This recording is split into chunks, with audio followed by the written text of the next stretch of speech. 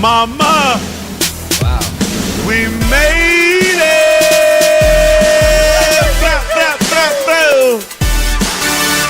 What it do though? I wasn't expecting that at all.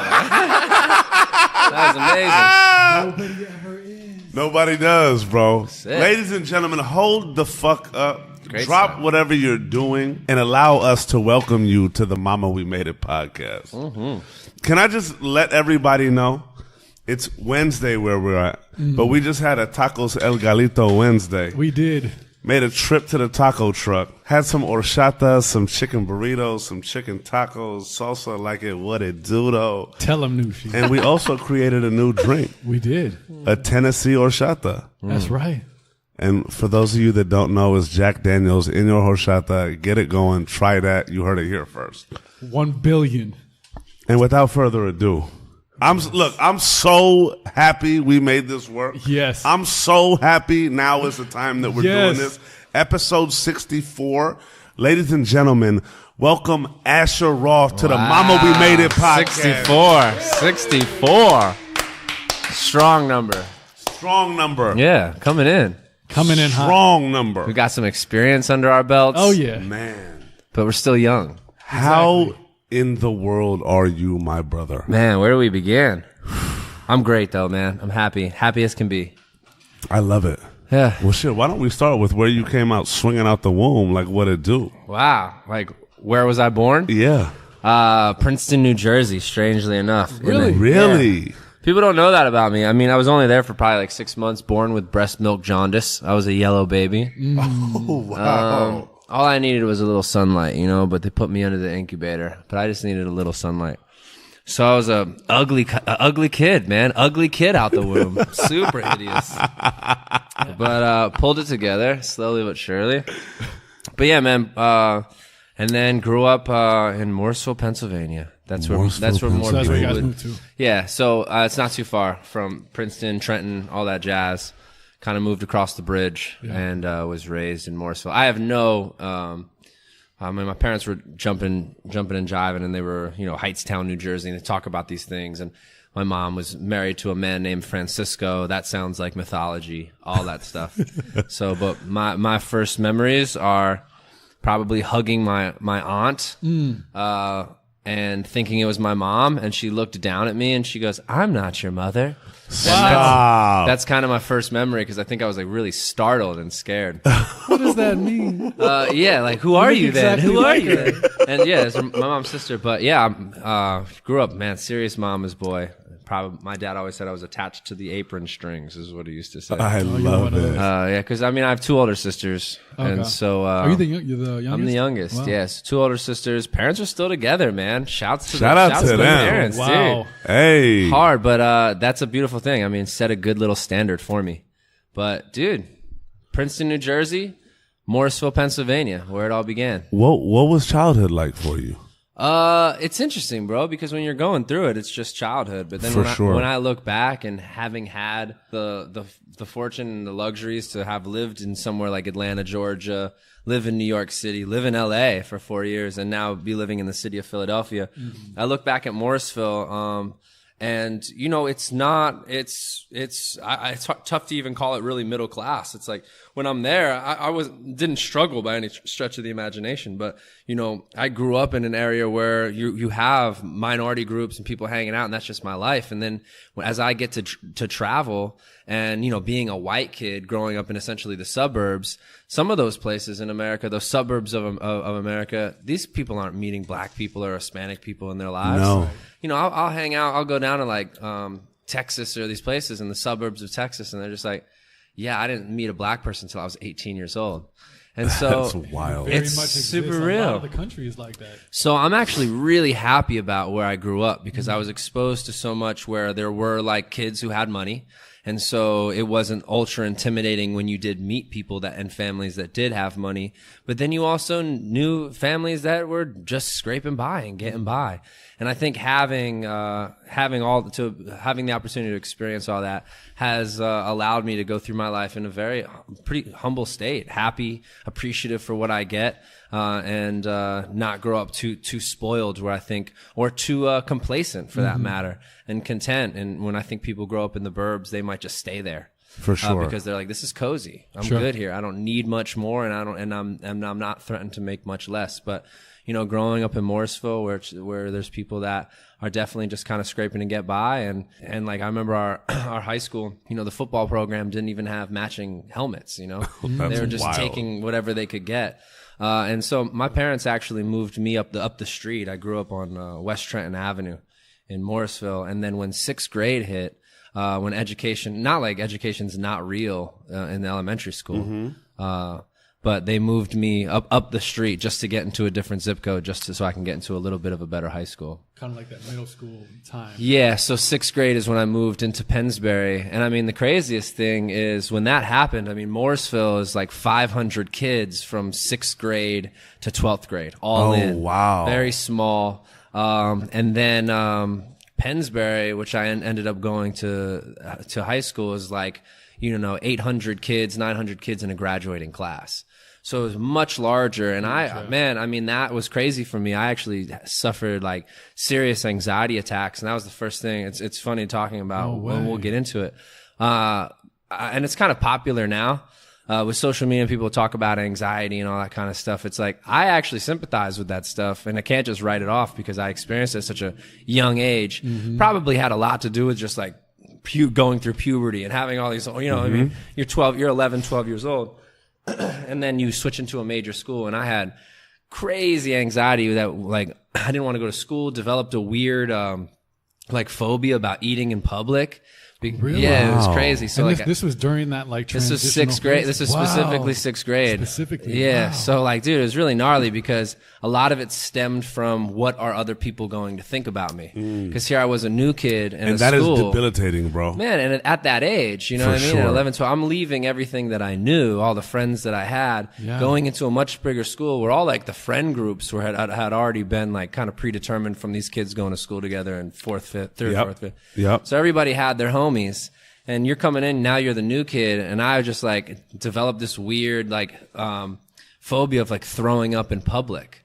And so I was like, I'm not going to eat school lunches because I feel like I'm going to throw up in public. So I would like I would eat when I got home. It was really bizarre, man. And it's funny to talk about. And when I tell people that story, one from like being able to empathize with people who are going through it, For sure. and just however I embodied it, but also getting into performance and entertainment, where it's like you're constantly projected onto like, what are people going to think about this? Yeah. Totally. And so like I battled that really early on at like 11, 12 years old. How long did it last? It was probably about, I would say probably 6th grade. So like a year, a good strong year. Wow. And my mom helps me out, and I'm not a religious person at all. She would clear this up, but one of her friends like sent me over like one of the saints, like I want to say like Saint Francis or something like that. Just a little emblem or something to hold and have. And that was just kind of the start of just the mental game of everything's going to be all right. You know what I mean? And I thank God my dad, man, because my dad, like my mom, again, being a mama's boy, being like connected at the apron strings or whatever my dad was. My dad finally stepped in. He's done it a couple times in my life. He's like, you're being a little bitch. Like, get the fuck out. You're going to school right now. You know what I mean? Where my mom would be like, go easy on him. You know what I mean? And my dad was like, you're a little bitch. Like, come on, let's go. And that was huge. That was huge. He's done, the only other time he did that, was with the ocean. Was getting in the ocean, and I was really young, probably 5, 6 years old. I was like, man, the waves are crazy. He's like, you're being a little bitch. Come on, let's go. You're gonna get over it. You're gonna get over it. You're gonna be alive. And I'll tell you what, when you're younger, I didn't appreciate that type of parenting. As sure. I'm older, I'm like, Dad, thank you, man. You're the man. You know what I mean? Like, thank you. It was really, but when you're younger, you want to take the path of least resistance. And you're like, oh, Mom doesn't ground me. I hate my dad. My dad grounds me. But like now as I get older, I was like, dude, my dad is the truth, man. Thank you so much. So No, and it also sounds like, Because I kind of went through similar stuff too. It sounds like you were like a fearful kid. As much as it's hard to admit that, bro, I was like a fearful kid too. But luckily, I had a really great camp counselor. Yeah, somebody. That just someone that was gonna kind of just say like, no, we're doing this, no, and just really push you. And it was pivotal for me too. You do need those people in your life. I don't know where that comes from. Like I don't know where the fear came from. You know, I'm sure for you as a kid, I kind of want to go back just a little bit. Right. Before middle school, what kind of kid were you in terms of, you know, your interests, things that you know, sparked your mind, or what kind of kid were you? You know, were you into sports, arts? Yeah. You know, it's funny that you say that. I had that thought while I was driving up here. There was I guess it's called the Route or something down there with just a bunch of grown ass kids doing pottery. And it's just a bunch of grown kids, essentially. I mean, they're 20, 30-year-olds, but they're all doing pottery, and they're sitting around a table doing pottery, and it's clearly, you know, they're all pretty amateur at it. And I started to think about, like, that's what it's like being a kid. You just kind of like go and you do some things, and what do you like? What are you attracted to? And sometimes we end up losing those options, the options to just pick and think about what am I attracted to, and you just take on whatever's in front of you and whatever's going to pay the bills and do whatever it is that you have to do. Yeah. And you know, fortunate enough for me as an artist and having some success, had a lot of time to think about, you know, what am I interested in? And it's interesting to think about, like, well, what were you interested in when you were a kid and you're in all of your innocence? Yeah. For me, I grew up playing the drums. That was something for me. Sports for sure.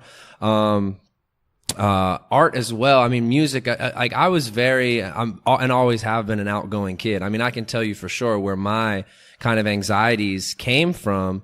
One, my own ego, because Greenhouse Effect Volume 1, I actually rapped about it on Black Mags, was meeting this girl, Meredith Robeson, and throwing up, after drinking milk, in like 3rd grade.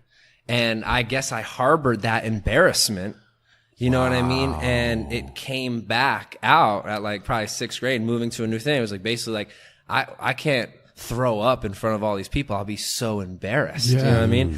And that's obviously ego and everything. So, you know, from whatever, that's where my fear was coming from. But interesting. Yeah, dude, really bizarre psychological shit that we do to ourselves. I mean, it's all kind of man-made, right? Yeah, for sure. These fears are all kind of conjured up on our own. But, you know, to get back to more of my interests, and like, you know, in MR Writer, the school that I was going to in Morrisville, great student, outgoing, but I always got like a N, which was needs improvement in like talking to and making noise in class. Kind of just like, I've always got an N in needs improvement. For some it's N, others it's U. It's like the unsatisfactory. Right. I got a U. Remember that? Yeah. But why aren't grades still like that, man? That system's amazing. Let's just like pick a letter and whatever we want that letter to stand for.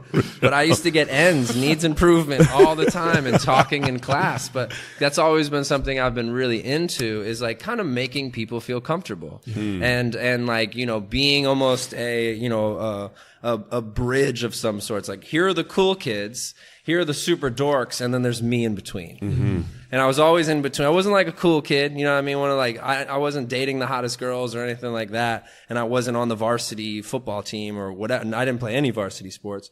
And then there was like the kids who just didn't have a lot of social intelligence but were really smart. But I could connect to all those kids. Yeah. And that continued with me with high school. Once I got past all the bullshit that I was bringing onto myself, I became a very, you know, a very social kid, and was able to hang out in a lot of different social circles in high school specifically, and even in middle school. But again, middle school, I wasn't facing as much like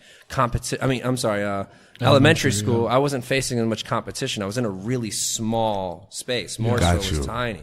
So it's once you've established yourself, you know, as a good center fielder, shortstop for the baseball team, I knew who I was. It was very easy. Yeah. And then like that 12 years old, Little League baseball's over with, and now you're becoming like a teenager, and I'm moving into a new world. That's when I was like, who am I? Yeah. You know what I mean? Where do I belong in this? And that's like... And especially who am I, and who the fuck is everybody else? I don't know y'all. I don't know any of y'all. How am I supposed to operate here? Yeah. And so it took a little bit of a toll on me, but again, like everything's gonna be all right, right? And that's like it's a silly mantra, but it's a real one, because I would always do this, man. I would always put like, these are all the things that could go wrong.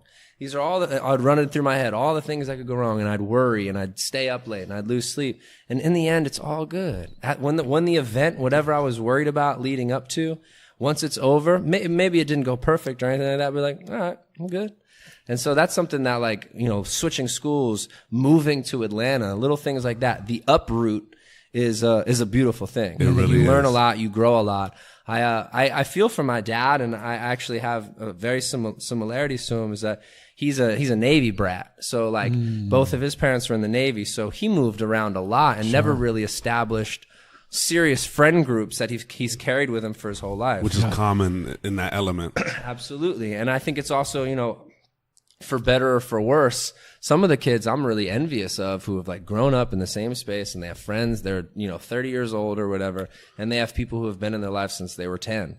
A lot of the people, like mine, are all in chapters. It's like, you know, I had my friends like Lewis Waters and Andrew Fitzpatrick.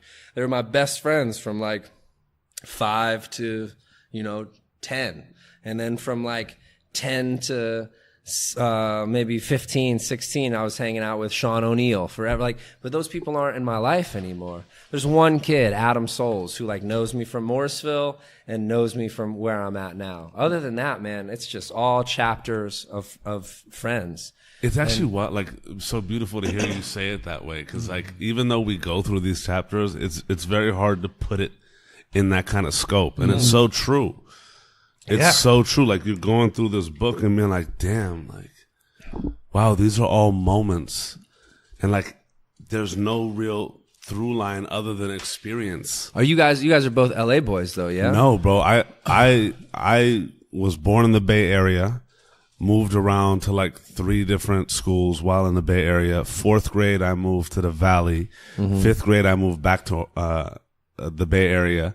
6th grade, I moved back to the Valley. 8th grade, I moved to Orange County. And then college, I moved back up to LA. So I was like the new kid a lot. Yeah, it's I a was real the funny thing, fat kid. Chubbalicious as a motherfucker. Like, but And that's probably how you became the funny for kid. sure. You had For to- sure. Was that like a defense mechanism almost? Yeah, to acclimate quickly. Yeah. And at the same time, I feel like, you know, it was one of two. There was either 2 ways to go, right? Like either be like the shy, kind of like kid that felt bad for himself and was like, oh my God, like I'm the new kid, or just kind of burst up in the scene and see what happens. You know what I'm saying? Like, Great approach to take. yeah. And, you know, for me, thankfully, you know, the way of the world and just who I was at that time, like I was just comfortable in doing so. But also like those experiences to me always, I feel like that really built my empathy for people, because you get to, not only do you get to kind of like be able to understand kids, like, cause at the same time, bro, like us kids are the fucking harshest human beings on planet Earth, bro. Yeah. But I really took, for real, like, but I really, you know, it not only allowed me to like assimilate or just like, you know, move and shake in different circles at such a young age, but it also allowed me to really build an empathy for all types of kids. Cause it's like, you understand, like nobody knows what you're going through at that time, but rarely do we take the time to be like, oh, the nerdy kid over here, like, what's good, bro? Like, who are you? You feel me? Everybody's so set in their ways and has their kind of like caste system hierarchy of like, you know, this is Johnny who's always been good at baseball. We fucking love him. You know what I'm saying? A lot doesn't change as you get older. For man. sure. You know what I mean? I think we can learn a lot from what we learn from being in school and like the caste systems that get created. Absolutely, and like, bro. But I'm with you, man. I think it's really been cool to kind of have empathy towards the fellow human. Yeah. Because, you know, we have I mean, it's one thing how they interact and socially and like with friends and stuff like that, but you have no idea what's happening in their home. You know, you have no idea what they've been through as far as if they've had tragic losses and stuff like that, and why they may behave the way they did. I mean, for me, I took the other route as the new kid. I was very observant and would chill. I didn't want to come in and slide on someone's block and start selling drugs and like, nah, this is my block. You know what I mean? Real. You don't know, but like, you can't come in here all loud. And I think that's like, I love the other approach though. I wish I was more kind of like, yo, love me or hate me, I'm here. Yeah. But I was way too insecure. I was just kind of like, let me vibe this out. But, it always ended up cool. Like, you know, ended up with the right people. I feel like, as I reflect upon my past, I don't regret anything. I don't feel like I wasted any time. I think baseball, growing up playing baseball taught me how to work with a team. You know what I mean? And even my position on that, I wasn't the fastest, strongest, best player, but, you know, playing center field, playing shortstop, playing second base, like those are positions where people look to you for leadership and kind of sound advice and to bring everybody together. When I was the guy that if we're down by 4 or 5, I'm like, yo, we're still in this. Yeah. And, you know, that to me has been a characteristic and a trait that I've always carried around with me. And I think has what's helped me, have the gravity for the certain friendships that I have in my life. I'm still that guy that like when people are like, man, I'm feeling super down and out, I'll come around, I'll pop up and be like, yo, we're still in this. Like, let's keep going. For sure. Yeah, it's been cool. As you got over that fear and that insecurity, how'd you just become or start to find yourself in this new surrounding? I mean, I would say some of the relationships and like, and the friendships that I had and the way they made me feel when I was behaving myself and getting that acceptance. And like when I had my moments of being more outgoing and, you know, being the kid that knew all the lyrics to all the songs on the radio, you know, being able to recite them back and people saying, hey man, you know all the lyrics to all these songs on the radio. Just those different moments. I don't know if I can pinpoint stuff that gave me that affirmation or that reaffirmation of like, we like who you are. You just kind of like started to blend in organically. Sure. And by being, you know, by cracking jokes and like, you know, and talking, you know, and I think a lot of people might not speak or might not raise their hand because they're afraid of being wrong or afraid of how someone's going to respond to what they just said. Yeah. And lucky for me, the reactions or the interactions that I was getting from speaking were positive feedback. And, you know, it's the same thing with rap. Once I started to rap, it wasn't that I was like a savant or anything like that. I think that people just, the reactions that I got were like, hey, you're pretty good. Keep going. And it was the same thing with just being social. Was like, you know, I got attention from females. When I was young, I had a girlfriend in 2nd grade. You know what I mean? And dude, I'm telling you, so it's crazy. Like, I'm so appreciative for like love and like, intimacy with women because I also understand that there's people out there that have like never kissed somebody or don't have somebody to like rub their back or play with their hair or anything like that. Like, so I'm super grateful for that. It's such a gift.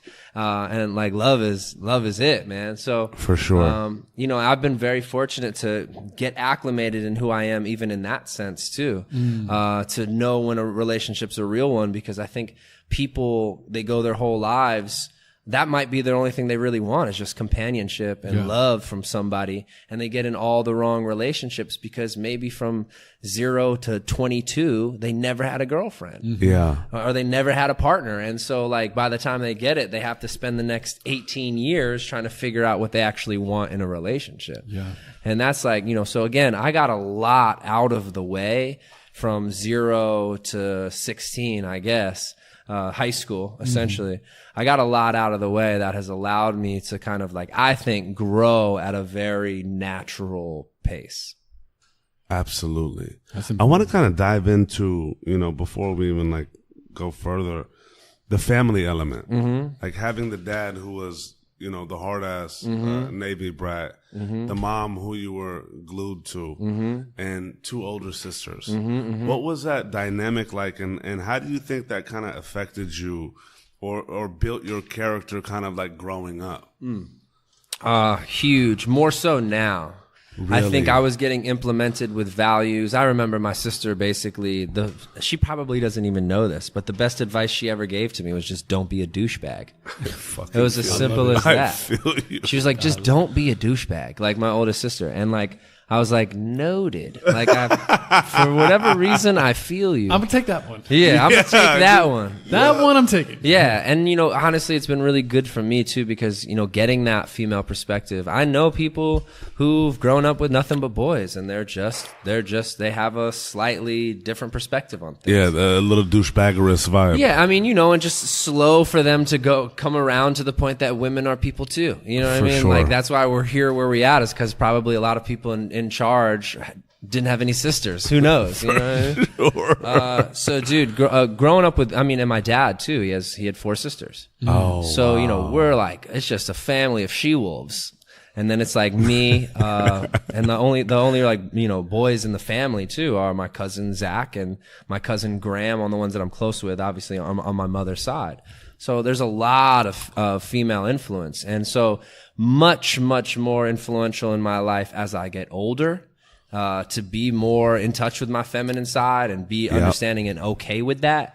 When I was younger, I was just kind of playing sports. My sisters couldn't tell me shit. Word. But as I get older and some of the themes and things that in my life, like relationships, balance, all of those things, talking to them about it has really helped. And in a way, I don't talk to them as much as I would like because they have their own lives, but in a way, they're my best friends. That's incredible. And that's what I'm really fortunate about my family is that one, we're all kind of the same age. We're all just 2 years apart.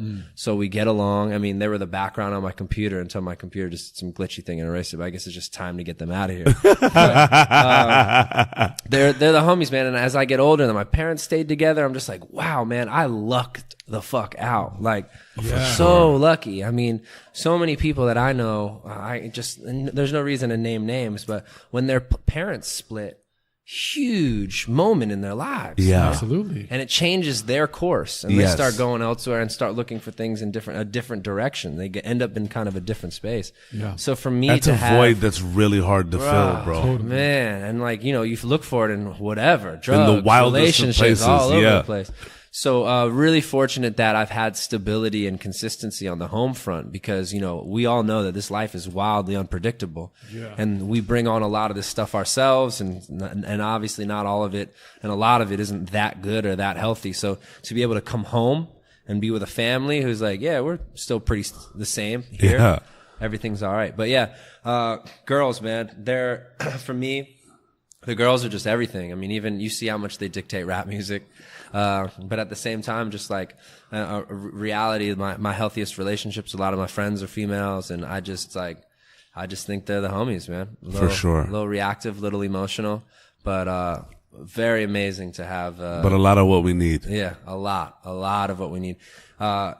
It's funny, man. I not to get too into it, but I'm a big fan. I spent a lot of time alone over the course after I got out of a relationship, and spent a lot of time alone before I rushed into another one.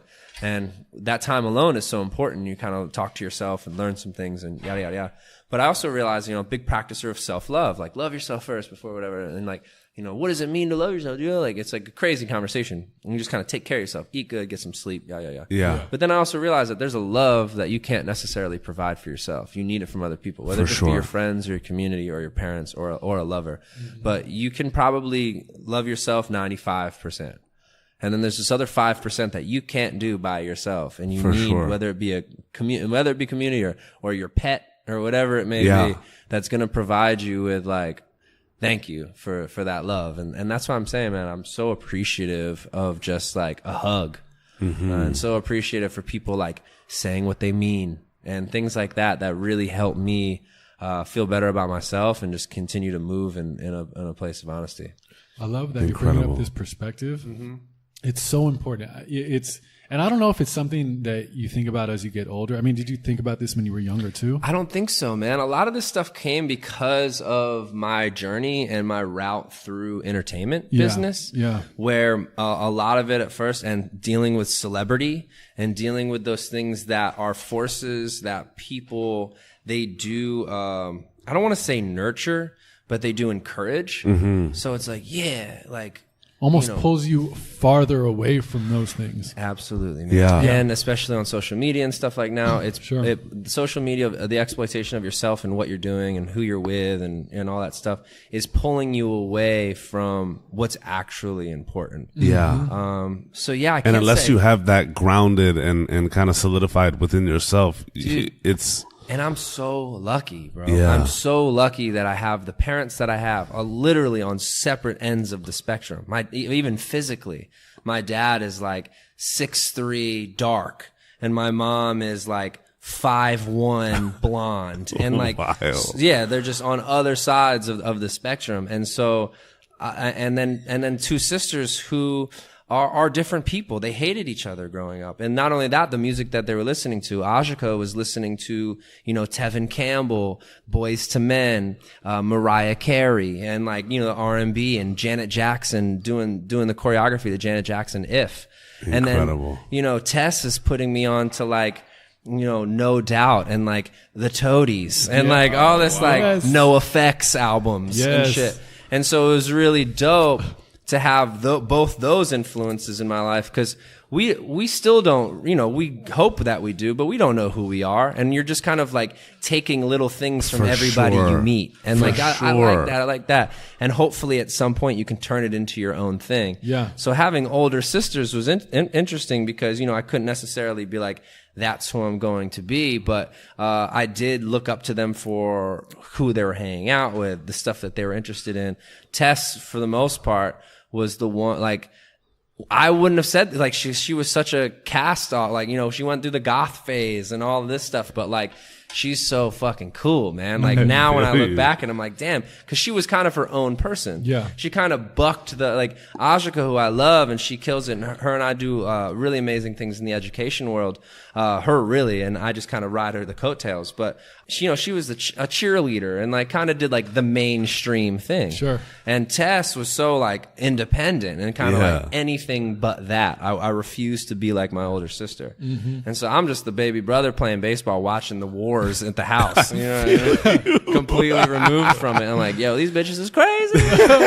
But it's great to see what was meaningful to them. And really all that they were looking for was kind of just to be like, have their space, be understood, and eat a good meal, And it's helped me with the relationships with the lovers and the significant others in my life, for sure. That's awesome. So I feel the same way. I have two sisters, one older, one younger. And it's so interesting being a guy growing up with two women in the house, aside from like your mother and whatever cousins you have. But it's a different wave, man. Like, it is. I would go to my friend's house who only had like brothers. And I'm like, oh man, I'm not getting my ass kicked every day. Right. Like, There's no wrestling matches. Yeah. But that's why I appreciate my dad, bro. But that's why I appreciate my dad being like, you're being a little bitch. Like, come on. Yeah. But what you learn, and I'm half joking about that, but it's like what you learn with two sisters is so much valuable. I feel like it's helped my personality and how I relate with people, understanding the female perspective, and how because as guys, we have guy friends. You're wrapped into that anyway in like school and extracurricular activities, sports, all those things. You're like broed out still for sure, but you're coming home to a totally different environment. Absolutely, and it does this. I'm glad you talked about this. We haven't actually had that perspective on the show. And it's really cool to hear you articulate it like that. Yeah. Because I haven't even really thought about it like that. Yeah. Valuable, man. And it's probably I would say probably my most valuable asset in moving forward. And I think in my friend groups, a lot of the time people would be like, hey, Asher, what do you think about this? And they care about my perspective because I'm again, a little bit more empathetic, a little bit, I'm in touch with characteristics that some people would describe as feminine. But these are things that are you considering this? Are you thinking about this? And it's really just a matter of being sensitive, not in a bad way. When people say you're being soft or you're being weak, sometimes being sensitive falls into that umbrella. Yeah. For sure. But for me, it's been a huge asset because like even just the way I look at somebody, if someone's being slightly defensive or grandiose and like kind of, I'll look at them and they kind of relax a little bit, because it's not like a high. Who can get a higher vibration? Who can get who can get louder? Who's alpha in this? And like I have never really approached it like that. And I'm a Leo too, so sometimes that's in my nature to compete. But because of the women in my life, it's kind of allowed me to just like chill, like, and let things kind of play out. And man, valuable, very, very valuable, because I think a lot of us get caught up, especially in places like Los Angeles, New York, whatever it may be, competing. For sure. Constantly competing. For sure. And we're doing it now on social media. So no matter where you're from, people are still competing for attention, and competing for, mainly attention, I would say. But, man, I'm really appreciative for the family that I come from. It's even hard to put it into words, how much I appreciate them. And like when you say things like, "Hey, I love you guys. Thank you so much," that you hope that does it, but it still doesn't do it justice for like, the fact that I really lucked out. I feel that way. And I'm appreciative for my father for sticking it out with my mom. I know it wasn't easy. Yeah. He's always talked about once you have more kids than adults, it's a wrap. So there was 3 of us. So we had the upper hand. We could have rebelled for sure. We could have had a revolution in the household. Yeah. That's so ill though. Yeah. So, but, he thugged it out. And, again, my dad, very logical business, and my mom reads tarot cards. So like I have all this influence in my life. You literally have grown up in polar opposite spectrums the whole way. So valuable, but nobody was saying this is how it is. And I always see that's incredible. Man, lucked out, because where we're you were just exploring. Dude, I just got done with a conversation with my mom because I felt like there's so many influences going on in my life right now. And Joe, we've talked about this off air of just like, establishing some structure, establishing some sort of business in your life that's more long-term influences that allow you to kind of thrive. And I couldn't really see it. And I'm talking to her and she's throwing shit at me like, yeah, well, Neptune's in your world right now, which is allowing things to be like, you can't really, and Uranus, the influence of Uranus and Neptune, and like that's my mom though, and like I'm like, word up, I get it now. Neptune is throwing all my shit off, and I can't really see things, and it's making it a little shape shifty, and that's what the influences are in my life right now, and I really appreciate that. And meanwhile, my dad's like laughing in the other room, like, go pay your freaking credit card bill, bro. You know what I mean? How about that? How about you tell Neptune to pay off your credit card bill?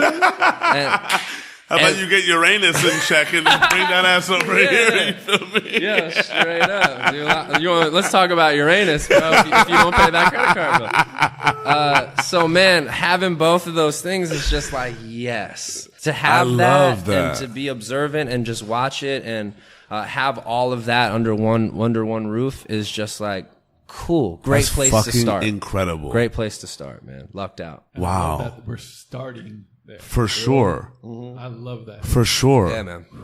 So after, this is so dope because this puts it all like into perspective for me, man. Like, I love your family already. I want to meet every single person. Oh, they're dope, in your man. family. They're good. I want to have a conversation with your mom about Neptune and the moons and the rising suns and the falling moons of my world. So after, when you got thrown into the new school and high school starting, and it's like completely kind of new experiences for you, like what was that like in terms of, because I feel like high school is such a transformative time for us, where not only are we finding our own selves, but like the thought of adulthood is becoming a little more real. The kind of formation of our personalities and just like I guess the little cocoon of who we're going to become, the butterflies we're going to become, is really forming. What was that experience like for you? So we're talking like 13, or we're talking like high school. Yeah. Okay. 13, It's like 14, 6th, 7th, 8th, and 9th grade. Oh wait, hold on. That goes all the way. 12. 9 through 12. Yeah. You know what? That's funny because that's when like, so again, my identity, from who I was when I was young was like baseball. Baseball was mainly everything. I mean, our team was pretty damn good. Little League World Series. Like, oh wow. Didn't go to the Little League, but we were competing in it. Like we went to states and everything like that. Like we were a really good Little League baseball team. And again, coming from Morrisville, I was like, oh, it's a big deal. And so by that time, I didn't really do the work in the off season. So by the time high school came around, these kids were big. The baseball, like these kids were the athletes in high school. I mean, even if you watch, high school basketball nowadays. For sure. Like these kids are legit, man. They're legit. For real. And I didn't get blessed with those genes. I'm not 6'3" like my pops, you know what I mean? I kind of got the in between. And so, so athletics and like that whole idea of like being a professional baseball player or a wide receiver went right out the window. Yeah. So high school kind of forced me to get like really start to learn social intelligence, I think. And that's when I picked up on, and that's when I also started rapping, was probably around 9th or 10th grade. And again, that was more of a social thing. That wasn't like, I want to be a rapper. It was just like rap music was booming. You know what I mean? Shit was cracking in the early 2000s, late 90s. You know what I mean? Like shit was all over the place. If you grew up in the late 90s, early 2000s, and you're not influenced by rap music, I'm wildly surprised. I completely feel you. I mean, some of the photos of me being a young, early adolescence are so embarrassing. But it was real, man. Yeah. It was real. And so, but yeah, I would say, you know, 9th, 10th, and 11th, and by 11th and 12th grade, I was pretty much in there. But 9th and 10th grade is when I started making rap music. And it was because of social reasons. Were you making music like just at home? Were you making tapes? Were you rapping in ciphers? Yeah, I was rapping in ciphers, hanging out. I was after school, hanging out with my buddy Brian Sellers, who was the biggest influence on me. I was actually beatboxing a lot for the kids. And it wasn't because I was particularly good. It was just because, again, too shy to get involved, but still wanted to be there. And so I was beatboxing, and then like kind of off on the side, you know, Brian would hear me rap about things, and like I would bring some ideas to the table, and he was the one that kind of gave me that positive reinforcement of just like, yo, man, you should do this. It's not like any of us are exceptionally good. And you need shit like that. You do, man. You need positive reinforcement. You need encouragement. You need that. Encouragement is key. I don't think it's the case for everybody. Yeah. But a majority of us needs, whether it be a parent or whether it be a sister or just a friend, but somebody who goes, yo, you should try this. Like you because so many of us have that little voice that's just like, I don't know. And that like, what are they going to think of me and all of that. It's fucking paralyzing. All for of us, sure. Man. But then when you have that like close friend or confidant or somebody you care about, I feel like it's a little harder when it comes to like your parents. Because at that age, you're kind of like, I want to be my own fucking man. Sure. Like, blah, blah, blah. And also they tell you everything. Like, it's so good. Yeah. Like, no, this. But when you have the homie that's like, bro, you're kind of dope. Like, just come on. Yeah. And especially at that age, I mean, 15, 16 years old, where again, like you're saying, you're starting to, come out of your cocoon and become who you're going to be, and probably show attributes that will show up in your future. For sure. So rap music comes into my life, and I got that positive encouragement from Brian Sellers, and we would go to his house and hang out in the basement, and he was doing a lot of like the production, but really what we were doing was like buying beats offline. So none of us got heavy into like the production. It was more so about writing. Yeah. And there was something really nice about people thinking it was cool and thinking we were good. Yeah. And I remember selling tapes, and I remember buying Reebok Classics off the money we made off tapes. I was like, this is dope. This is like kind of a hustle.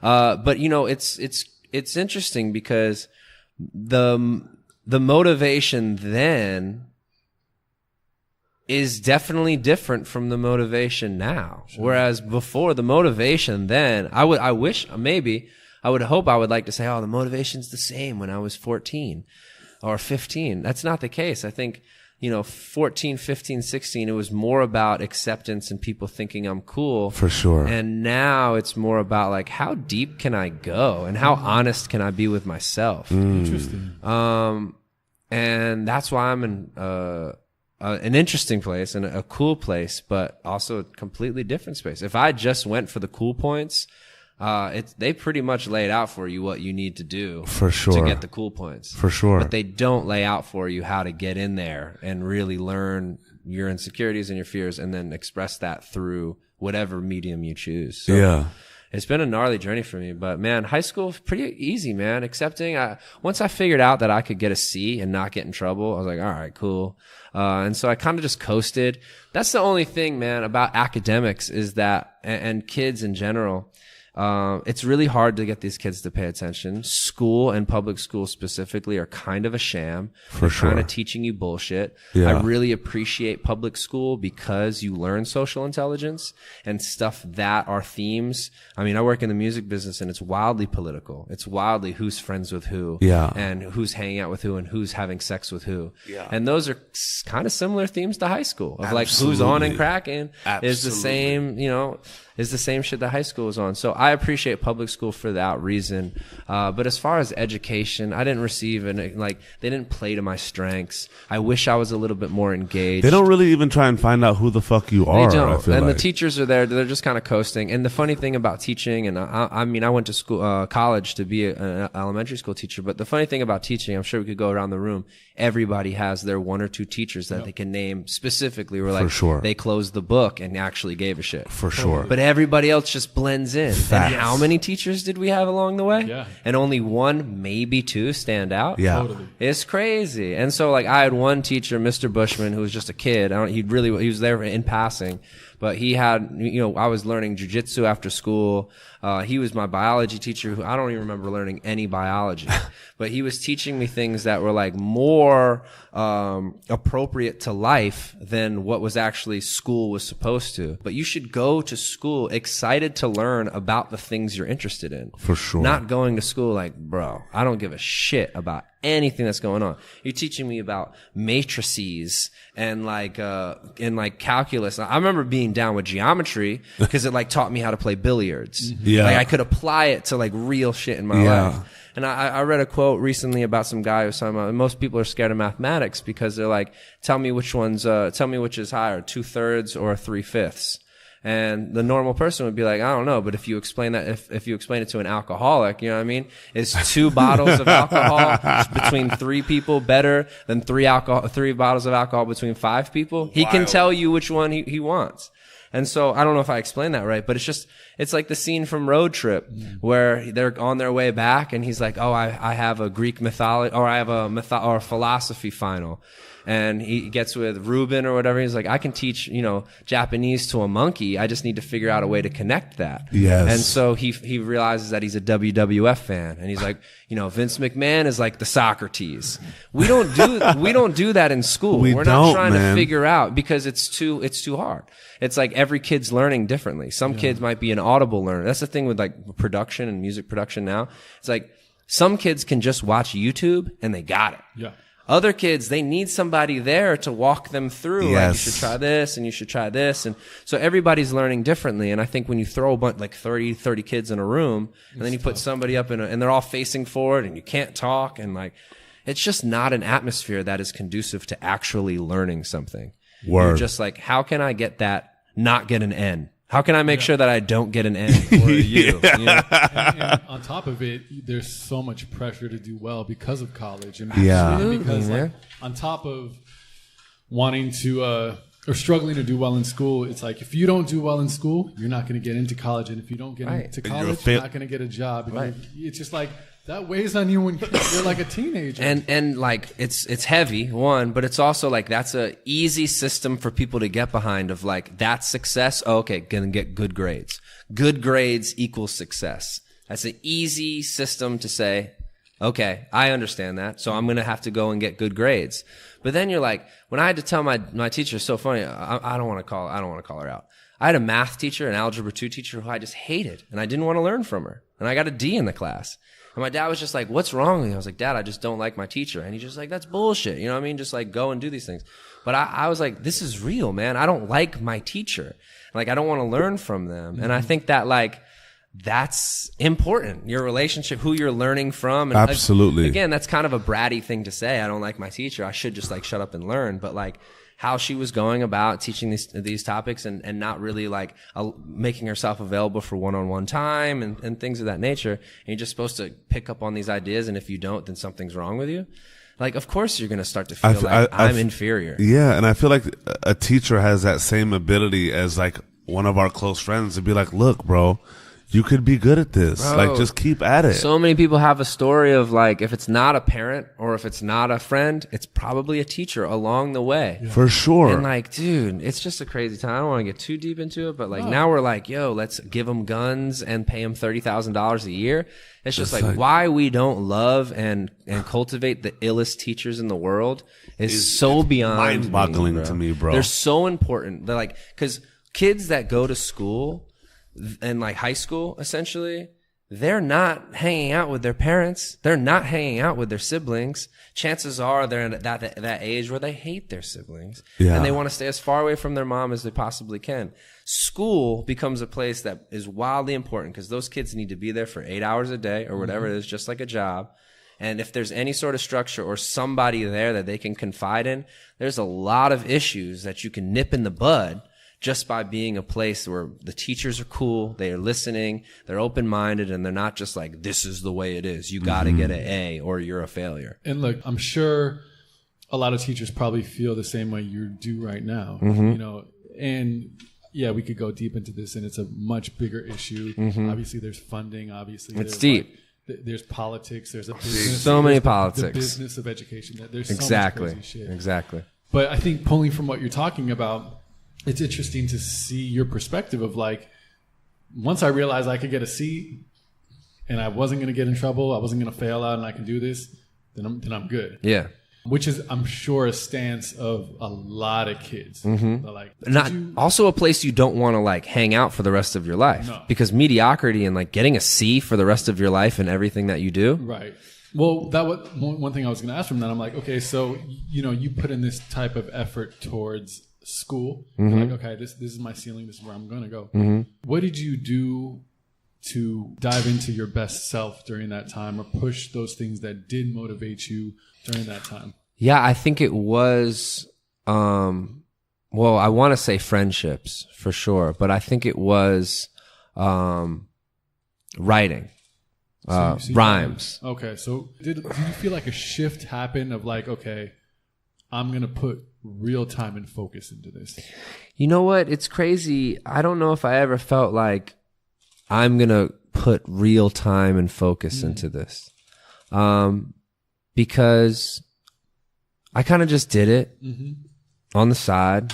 You know, I mean, so like as a hobby. I'm an aspiring rapper. I'm gonna do this. I'm gonna go all in, almost like an athlete. It's like, yo, football too. That never happened. That never happened for me. And I'm, you know, for better or for worse, because I feel like for the most part, I got plucked off just natural ability. Nothing that I had to work overly hard for. That's probably white privilege right there. You know what I mean? Just like being able to be a white kid that was rapping and somebody came across my shit when I was 18 years old or 19 years old and were like, that's a commodity. Let's sell this. Fuck. Because that's what I think was the motivation behind me getting picked up, was that I was marketable. Not because I was rapping that real shit, even though that's what gave me my real fans, was getting up and rapping Just Listen and talking about open-mindedness and talking about, you know, the issues that I was actually about, but it was so much more about what I looked like. So you weren't even really aspiring to be a rapper? No, man. I'm still not an aspiring rapper. A lot of the stuff that is in my rap music, the stuff that still has me getting up out of bed and making rap music, is like the relatability and themes and ideas and the conversation. Not so much like I'm a like the thing about I'm a rapper as an identity and me saying that being on my business card, so to speak, is it kind of messes with me a little bit. Wow. You know, because I feel like I've got so much more going on, and when I say that I'm a rapper, people have expectations of how I'm supposed to behave, or, you know, what I'm supposed to be doing. And for me, you know, not to fast forward too far ahead, but I'm working on something so outside of the rap world. Probably the only stuff that's like influence is like lyrically, it's still kind of edgy. But you know, they kind of like shut rap music down with, like, after Tupac, they're like, this is getting too powerful. We gotta fuck this up somehow. You know what I mean? We could like, let's fuck this up, because rap music is wildly powerful. And I've stayed in it for those reasons: the communication, the spreading of ideas, the spreading of thoughts. That's the stuff when I nowadays with the internet that I can put something out that's kind of my ideas and the thoughts that I've been having, and people go, I really relate to that. I've been thinking about that too. That to me is like, hell yeah, I'm in. Mm-hmm. It's not so much, hey, we think you're cute. I'm sure so many people think you're like this aspiring white rapper. Sure. Fucking making a song about college and let's fucking do this, right? And in your mind, you're like, I'm doing this for fun and I want to be an elementary school teacher. Yeah. Like, dude, I mean, it's eerily similar actually when you think about it, the elementary school and rapping. But like even then we talk about the influences in our life. Like when the college record broke, it wasn't like, hey, let's make a college record because that's what we can sell. It was like, hey, this college record happened because this is who we are. Mm-hmm. It's like hanging out with Boyder and Brain, and my boy Shannon was down. We were like hanging out in Atlanta being 20-year-old kids, 21-year-old kids. Sure. So that naturally comes from it. And then like things got weird when it became marketed and promoted. Wow. Talk about, just going back real quick, talk about that pluck that you... It was a pluck. And so we got through high school. It was pretty tame. High school was tame. Was able to have sex, you know what I mean? That was tight, like that was good. Smoke some pot, you know what I mean? Like, yeah, thank you. High school was a success, you know? And then college comes around, and you know, it's funny because you know you're supposed to go to college for something, right? And I still think a lot of kids have no idea who they are. Yeah. College is crazy, and like it's a crazy concept and a crazy thought. And it's funny that, you know, a lot of people associate me with I love college because I would be the first person to laugh at people who like was like, dude, I went to school, accumulated $80,000 of student loan, and I'm not using my degree. Like that's a drag, man, because college is absolutely a business. For sure. And I didn't know that for sure. I mean, I'm lucky enough that I've had some conversations that were like, yo, elementary school teaching. One, I would get a job right out of college because there's no male elementary school teachers. Like it would just be like, yo, we'll hire you. You're a rare bird.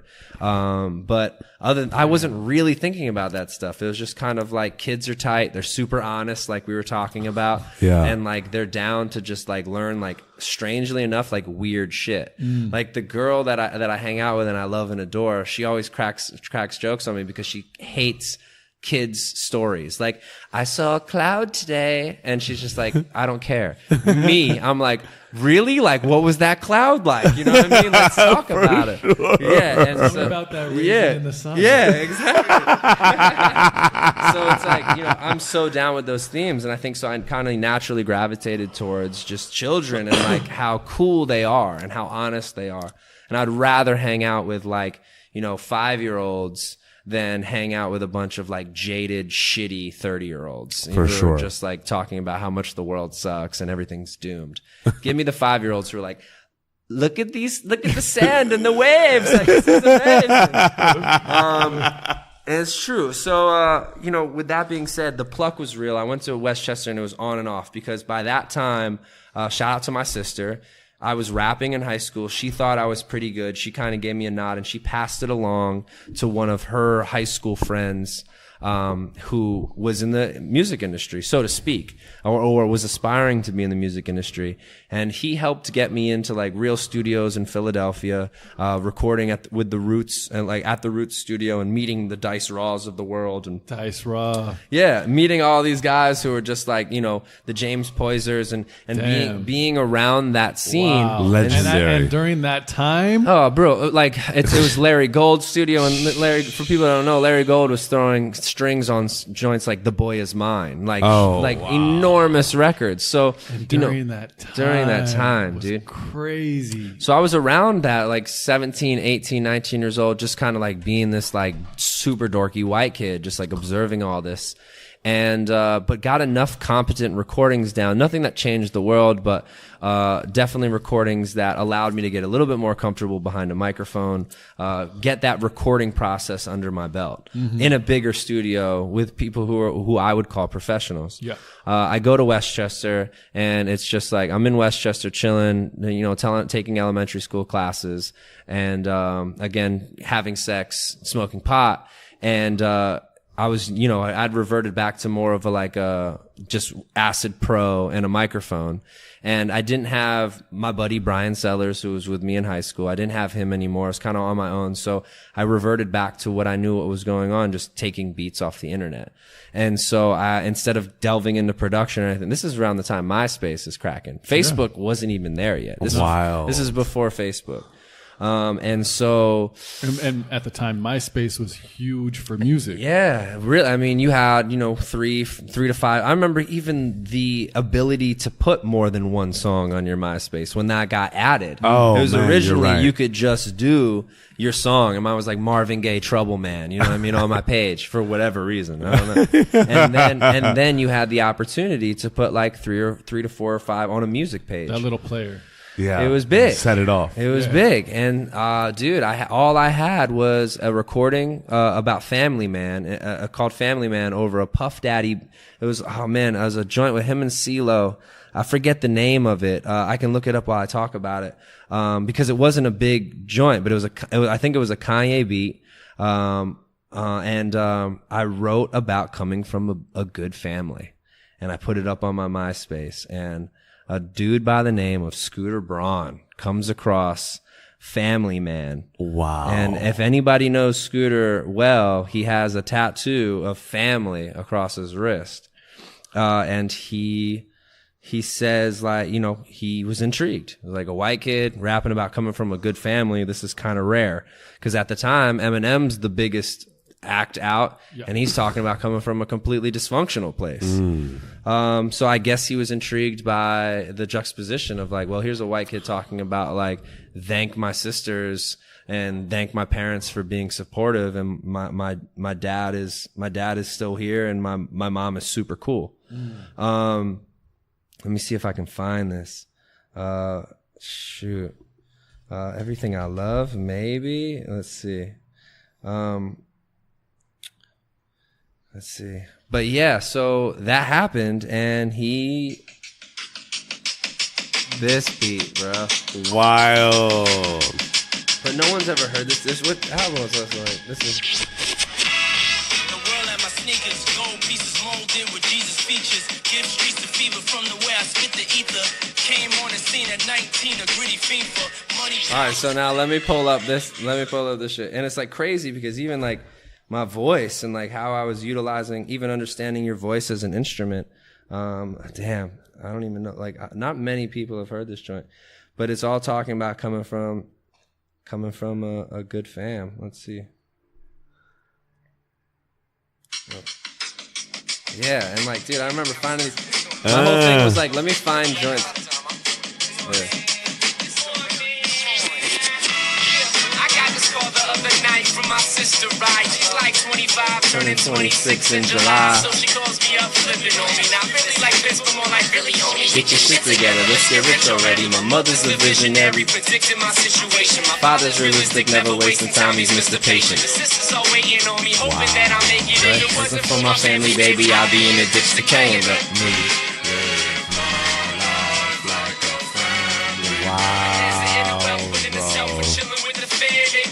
till the end, I wish it would hit the fan. I was raised within a healthy one, youngest one in the bunch. Uncle Joy, mama's boy, papa's only son. Yeah, the best is yet to come. Their future's looking beautiful. Uniform, cubicle, I'll do it with my noodle, bro. Rule Roman, no numero uno, yo. Bump the trumpets up, cut it up for once. Just do it, yo. Do it, yo. Let me live my But I was like messing with my voice, you know what I mean? Suddenly a luxury to have two married parents that are there for me and company. They caring and they loving me. Prenuptial is not enough money to replace what it takes to provide a life for me. This my home and these my homies. What I know and where I grow up. If I blow up, I'ma know that they've been there for me. I hope you understand it. This is mandatory. Manual for handling these animals. Damage if it wasn't for my parents, damn it. You know what I mean? So like here, basically everything we've been talking about, by the way, is so crazy. That's insane. Yeah. So yeah, I mean, so like it goes a little bit longer, but he hears that, put it on MySpace, and he's like, "What's up?" And we got in a conversation about music just over, the long story short is Tom Boyd, who has been talk about somebody who is an angel and somebody who is very positive and encouraging along the path. Tom Boyd, a lot of my fans and friends know him as Boyder, but Tom Boyd is just the guy. He is somebody that is just a light of sunbeam that is just like, you can do this, you got this. And so he was a big fan of the stuff that I was doing. He was more interested in, like, I did a joint over a game beat, a song that didn't get a lot of love, but it was I was talking about, like, yo, like, this part, like, working part-time and going to school and all, this doesn't add up to me. Like, this is a weird hustle. Where is this going to end? And, you know, Boyd really related to that. And we became friends, you know, just hanging out in Westchester. He ended up moving to Atlanta with me, but he also put his name on my fan club on Facebook. So Scooter, that was the only way to get a hold of me at that time. And so Scooter calls Boyd. And this is like right after we had just thrown like kind of a little banger of a house party. We thought it was the cops. Cause Scooter is like a dude who's pretty direct. He's like, tell me everything you know about Asher Roth. And Boyd's like, yeah, right, dog. And hangs up. You know what I'm saying? And so Scooter calls back and he's like, no, I'm dead serious. This is a very important phone call I'm pretty sure that he said this is the most important phone call of your boy's life. Just broken up with a girlfriend at the time. Boyd runs over like, I thought someone got shot. And he was real panicky and he kind of put me on the phone with this dude. And we had a lot in common as far as just where we were kind of coming from perspective wise. And we spoke for a while and that was it. I didn't hear from him for a really long time. Then I ended up seeing Borat. This is when Borat just came out. And so I'm watching Borat. And what I loved about this is that this dude had no fear for the consequences. He was just doing his thing, and he didn't care what the consequences were. Shout out to Borat. Sure. So something happened where That's so serious. No, shout out to Borat for sure. For sure. Big influence. Real deal. Sacha Baron Cohen. Big influence. So for me, I something happened. Just something went off and was just like, yo, text this dude. I remember texting him, said, trust your gut, let's make some moves. He calls me back immediately. He's like, if you can get yourself down to Atlanta, I can get you in front of people. And that was it. I mean, I can't remember if it was my $500 that I'd honestly saved from waiting tables at Kildare's, or if my pops had to help me plug me with $500. Yeah. But the last $500 in my account, I took and I flew myself down to Atlanta. This is during I think my sophomore year of college, and met with Scooter, and that led to meeting with Shaka Zulu, who's Ludacris and Disturbing the Peace, and that led to meeting with Tom Wiley of Warner Brothers, and eventually with Steve Rifkin, who was the one who believed in Scooter first and also believed in me. It was like, you guys, good luck. I'll give you an opportunity, so to speak. Mm-hmm. And I had no real recordings besides this stuff, like Family Man. I had some ideas, but it wasn't like I got signed off a demo or anything like this. I really truly believe that I got signed off of, one, Scooter being a hustler, and two, just my charisma of, like, you know, singing Ain't Too Proud to Beg at Steve Rifkin's employee dinner when I just happened to be there, you know? But man, it really goes to the theme of, like, how you're going to acclimate yourself as the new kid. Because here I am sitting at a dinner table and, like, you know, I'm not the loudest. I'm kind of just watching, and Steve Rifkin's having his annual, it wasn't Loud Music. This was SRC. So this is when Akon is huge. And Lady Gaga's just coming onto the scene under Akon. You know what I mean? Like, it's that time. And, yeah, so things were good, and they're having their holiday party, and I'm just sitting there. One, because Steve wanted Scooter to run his, I guess, like, his marketing department, or something like that. And so he brought me down as, like, kind of like, yeah, I'll take the meeting with you, Steve, if you meet with this kid, Asher. So, dude, huge shout out to Scooter, because again, like, you know, he's gone on to do stuff that's, like, you know, next level. But initially, outside of Boyd, early on, a really big, hey, man, you're good. You should keep going. Word. And so shout out to Scooter for being a guy that, like, in my early career, really, really believed in me. Wow. How was that for you with all this happening so fast and just kind of riding that wave fearlessly? Well, I think it was all good because everybody was new. Like this was before Scooter was Scooter. So Scooter was just some 25-year-old hustler in Atlanta that had left Emory. So we were all friends.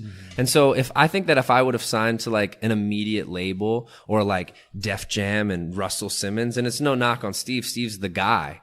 But like even then people still equate Wu-Tang Clan to RZA. They don't necessarily equate it to Rich Isaacson and Steve Rifkin. So they were still, as much as they were like the guys in New York and like totally on the scene, they weren't icons like Russell Simmons were and Rick Rubin's, like where that's what like the first thing you thought of when you thought of rap music. Although Steve Rifkin is arguably just as, if not more influential, depending on what you listen to. For sure. So I didn't have these weird expectations of like, damn, I'm so out of my league. I was just like, I'm just hanging out with my homies making rap music. And that's why you got something like an I Love College. That was just so, what the fuck is this? Like this, that was not a part. I mean, granted, thank you, Kanye West and things like that I think helped the rap audience make me relatable. Like when I come on rapping about college in flip flops, it's not the most far left thing of all time, but it was still, and is like still fairly new. It was like, this is not. It's also serious though. Like, and that's kind of what I want to touch on more, is the fact that what you were doing more as like, just because you enjoyed doing it and you were rapping, you were good at it, but you didn't necessarily aspire to be a rapper. Like that, you want to be a school teacher, and this is just something you did. Now it's like, whoa, damn, I'm a rapper. Like almost like overnight, it's like, yo, this man, it's so funny because if you listen to the Greenhouse Effect Volume 1, there's moments in there. I think it's right before Humans Irk Me. Right around that, I was like, oh, that's the best. It might have been Roth Boys, where I'm like, that's the best verse of 2000, and I'm not even a rapper. Like I was still trying to convince myself that I was a rapper at that time. Crazy. And Greenhouse Effect was making waves. Like that was what people were like, yo, this dude's dope. And like, but at that time, I'm still in the process from an identity standpoint, being like, you belong here, like do your thing. Because if anything, the Greenhouse Effect, the success of Greenhouse Effect and I Love College fucked everything up, because it brought me into a place where I was like, started to operate maybe from a place of fear. Was like, yo, do I belong here? I'm successful. Like I'm getting paid for this shit. Like I haven't earned my stripes, because all of these other people, super quick. Yeah. Like you would read a lot of this other stuff in like the scene back in the day. Like, we're having the internet for the first time. So like we were the first kind of wave of artists that are getting love off of some of the first work that they're doing. Whereas early hip hop shit, like these motherfuckers are working for 10, 15 years before anybody says, hey, good job. For sure. And it's a serious hustle. And so like now we have the internet, and you're going to tell me I don't have to sell CDs out of the back of my whip in Houston. You know what I mean? Like for real. To get on. Like we were able to be in a lot of spaces at once, and we're kind of, myself, Cuddy, Lupe Fiasco, maybe not so much him. He still had like editorial, and I think he's still, but like we were the cool kids. Like we were an initial wave of rap that was happening on the internet, not necessarily happening in the streets right in front, like right on the corner. Yeah. What was that like for you, kind of battling that, I guess, quick ascent? Yeah. And also just like complete, I don't want to say disarray, but just like lack of foundation, dude, confidence wise. It messed with me, man. It was because it's crazy, because you hear so many people in this industry being like, you have to know yourself right before you rise up, and like hear all these different voices, because if you don't, or if you don't have the team around you, you'll be susceptible to all these things, and it'll just be crash and burn. Name one child actor that like survived that gauntlet. I fucking feel you, bro. More often than not, those child actors are getting picked apart. Yeah. And it's like, so for me, I'm lucky because I was just old enough, again, because the success happened, and it happened fairly quickly. The ascent, so to speak, it kind of left me feeling like, do I deserve this? Do I belong here? Like that's as big as a killer as like fucking. That's, if not worse. Yeah, but like you're getting all this acclaim and being like, wait, what if I'm not that good? Dude, bro. I mean, like, it's not only that, you also don't want to play yourself where you're out here thinking you're that dope. For real. And just because you're getting, you're rewarded maybe monetarily and you have some editorial stuff and you're in magazines and stuff, but you're playing yourself because you're whack as fuck. And like, that was one thing where I was like, what's going on here? And I think that's kind of another checkpoint and not only that, like, not for nothing, we're dealing with, Scooter's starting to become Scooter, and he has Justin Bieber now. And now I'm suddenly a kid with a multi-platinum single, but also somebody who's like, what's really going on here? Because I'm not going to give you an I Love College too. You know what I mean? I'm not going to give you a cheesy radio song just to make this as easy as it goes. Like, I was essentially a difficult artist. And so if you notice, my next move after Sleep in the Bread Aisle was Seared Foie Gras with Quince and Cranberry. And that is like RZA beats, Dilla beats, early Pharrell joints. And I remember Peter Rosenberg being like, this would be the hottest mixtape of the year if anybody could know how to pronounce it. And like, he was like, that's where you fucked up. The title, you fucked up on the title. But that meant so much at the time because I was just old enough to be able to say like, nah, I'ma do me. And detrimental or not, it's led me to an amazing place. But like at that time, I was considered difficult. Now, this is around the same time that B.O.B. and I are doing Fuck the Money. And I'm showing signs. Now, if we're talking kids, I'm showing signs of rebellion. You know what I mean? And Scooter, coming up as a manager, is being like, this dude's being difficult. And I'm gonna work on my the younger kid. And it's funny, I mean, I'm sure if he was here, he'd tell you the same thing, is that like, you kind of mess up on the first kid, and you make some mistakes. And he was able to apply that to Justin, some of the mistakes that he had with me. But again, I was just old enough to be able to say, I'm not comfortable with this. I'm going to go over here. Yeah. Whereas not saying that Justin's not, but he was young. He got cast into it, 13. For sure. 14. And we're talking about that natural progression that I had to kind of grow up. And I still had my own anxieties and my own fears that were debilitating. But like, I know I wasn't in a place at 14 to be able to say, I'm not comfortable with this. For sure. Hold up.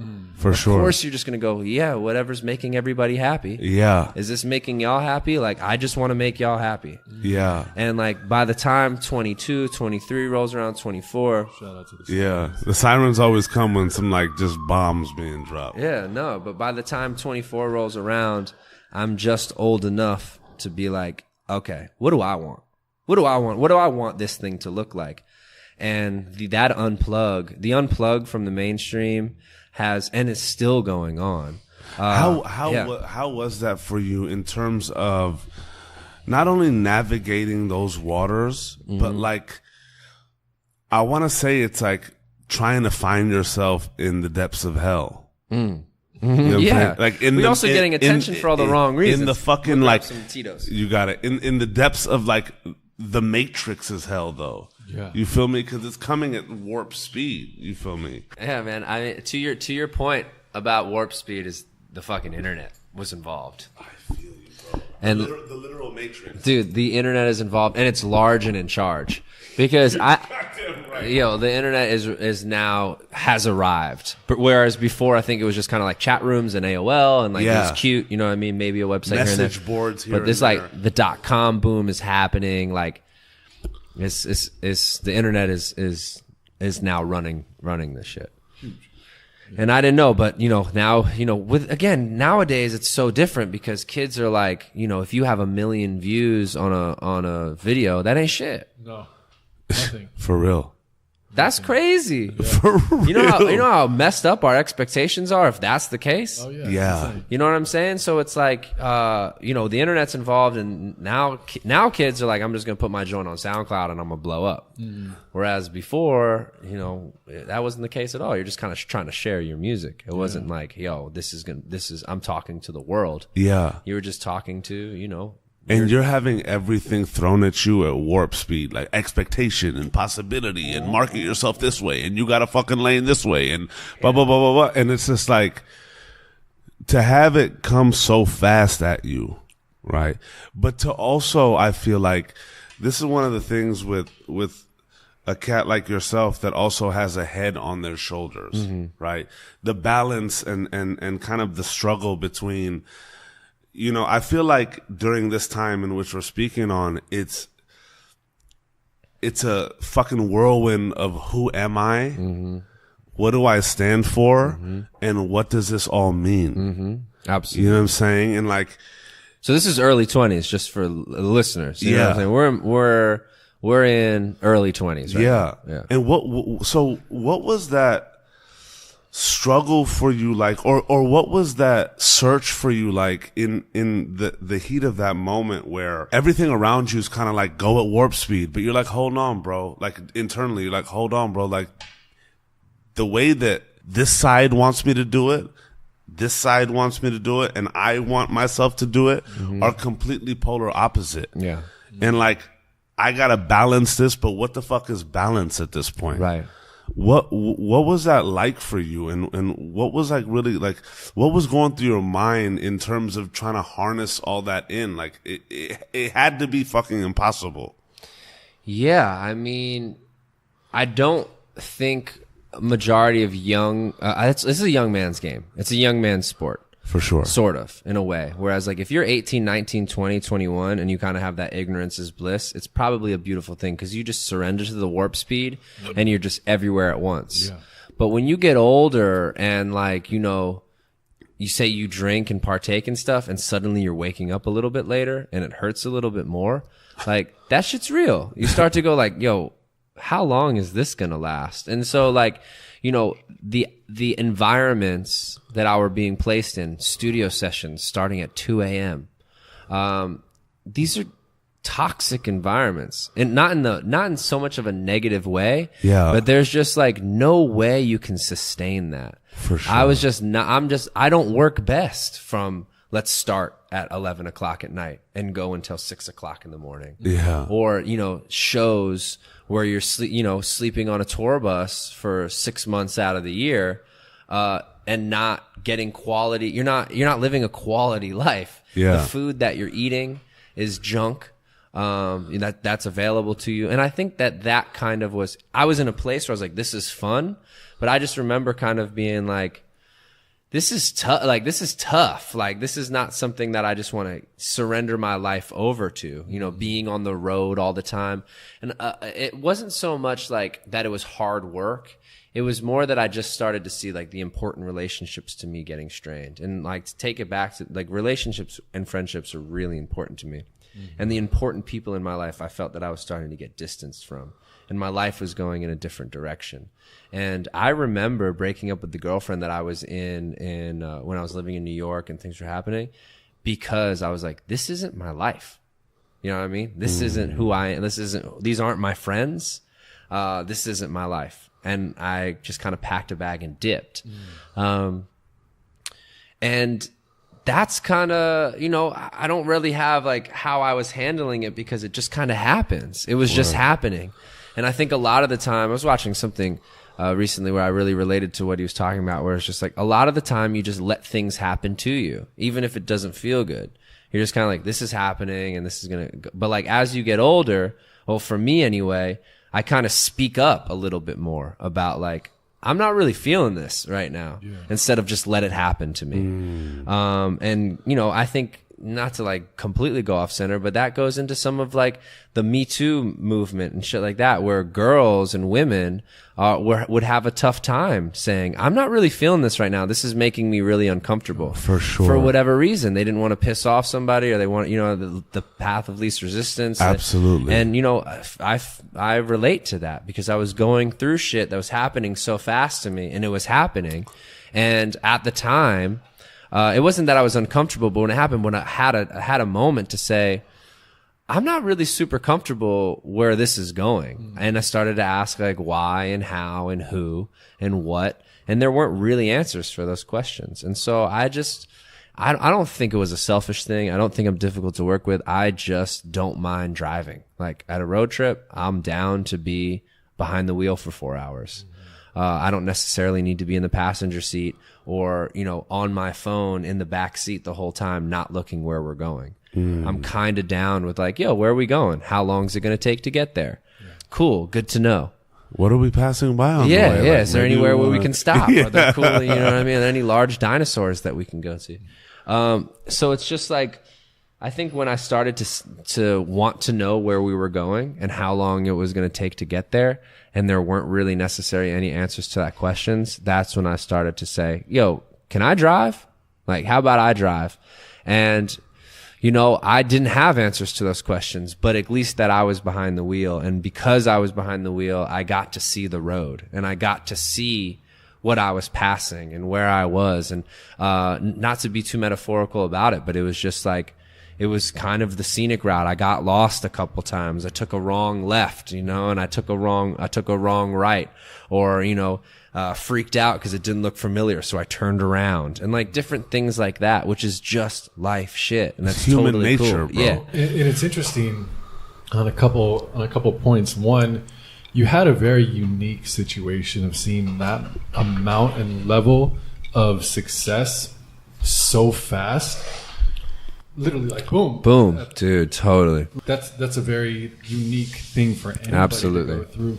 And it sounds like you know, when you're talking about like the scenic route and these wrong turns, those are things people go to like before that level. Right? Absolutely. It's like you kind of flipped it almost. It's like you're now going through phases and things that maybe you probably should have got in any other one's case. Would have happened before. Absolutely. And that really would have helped with, do I deserve this? Am I supposed to be here? Because if I've gone through it, because I can be like, hell yeah, I earned this. Whereas a part of me, just being who I am as a person, I was like, dog, this came so fast, so easily. Like, I don't know if I'm supposed to be here. Well, it's like you're almost detached from it. You're right. Almost like, it sounds like you're almost a character playing yourself. Sure. In that scenario, because you're just there for the ride that's so fast and you don't even know where it's going. Absolutely, man. And on top of that, I want to bring it back to your identity in that, you know, and that's kind of why I bring up like being almost a character of yourself. Mm-hmm. Like, who the fuck are you? Like, right.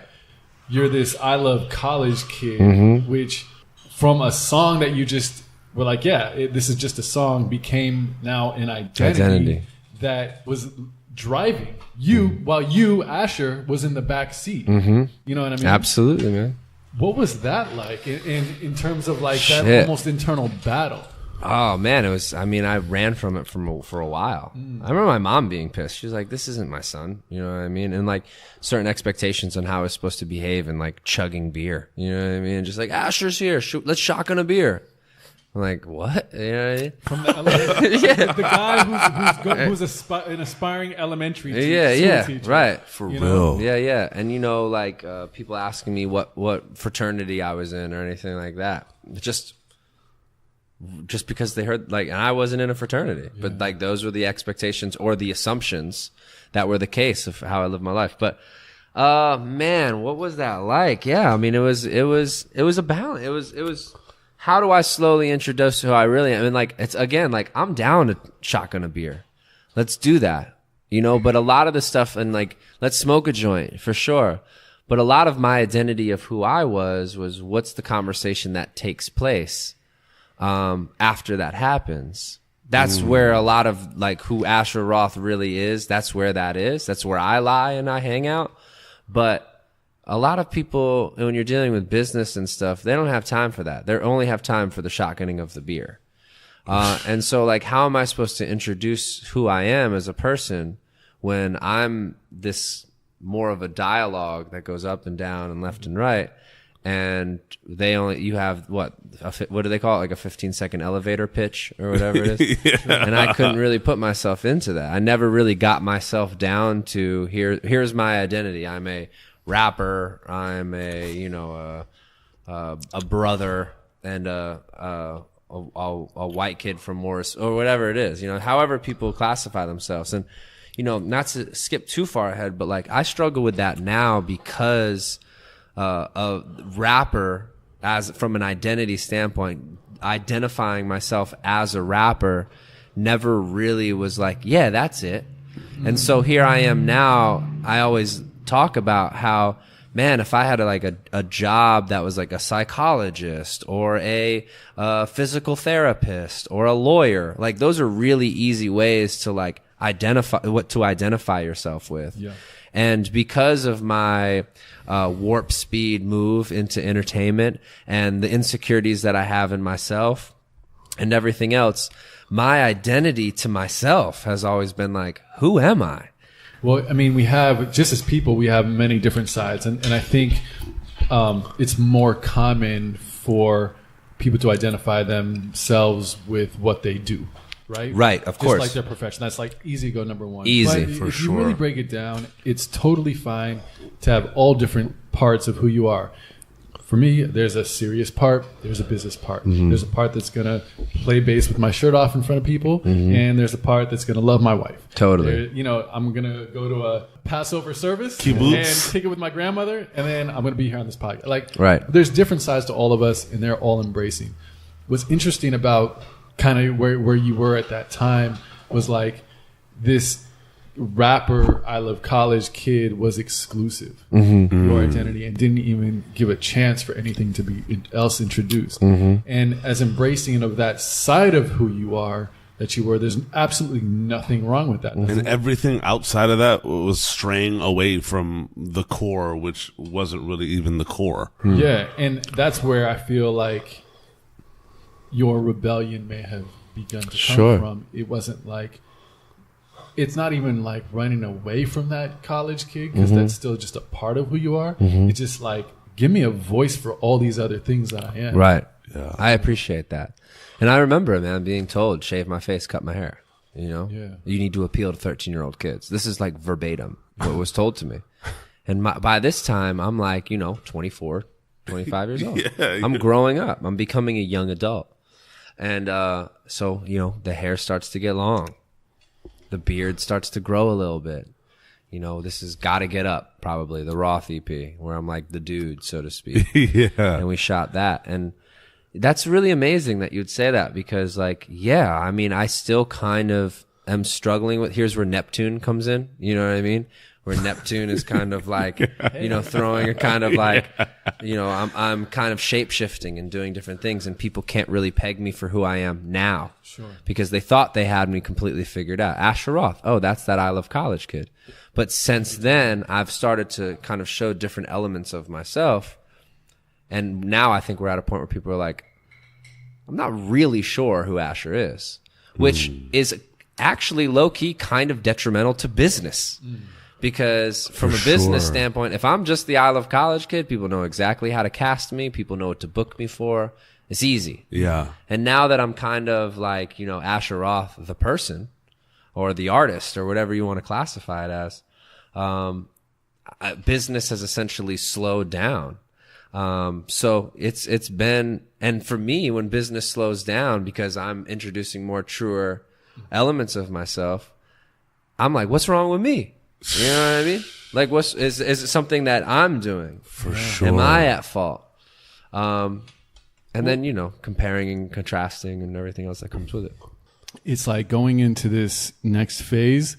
Was it difficult to almost sacrifice the business? Like, were you conscious of that? Were you conscious of, hey, this rebellion that I'm doing, this thing that I'm chasing, this new, like, whatever you were going through at that moment after I Love College and trying to transform into this new person, was that hard to kind of I don't want to almost say leave those opportunities?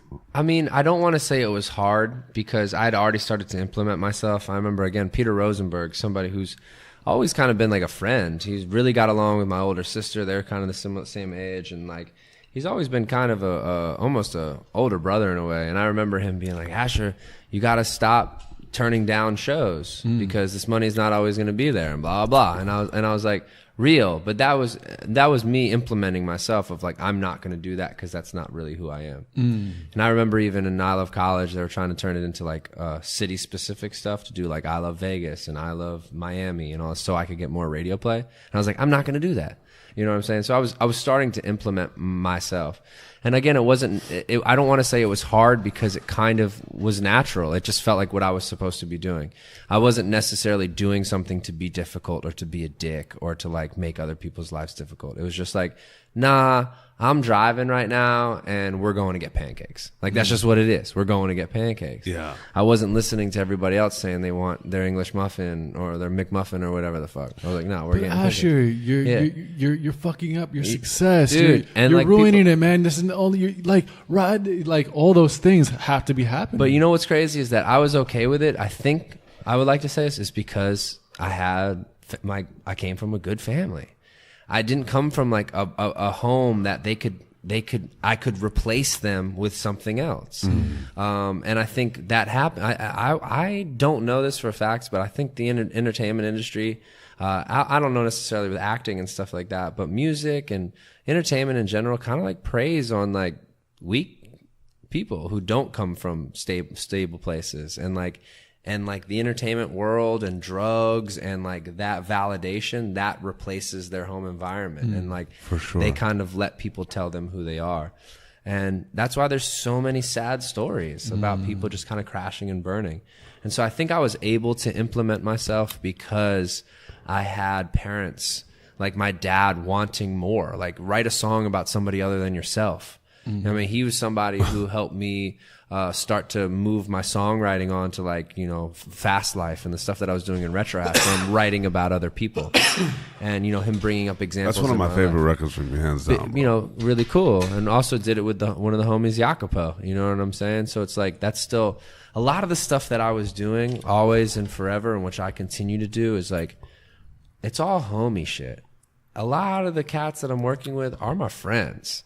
For sure. But outside of that first record, even though Oren held me the fuck down and like was my dude sonically, like it's not like I was hanging out with Carrie Hilson or like hanging out with Jazzy Faye and stuff like that. And my music got so much more honest and real when I was just making music with my friends and getting back to it. So, but to answer your question, I don't ever remember that being hard. I remember it being kind of like unacceptable. Like you're like what you're talking about. You're fucking up your career. You're going the wrong way. And like, you know, I tried to compromise. They sent me Young, Wild and Free, that Wiz Khalifa joint.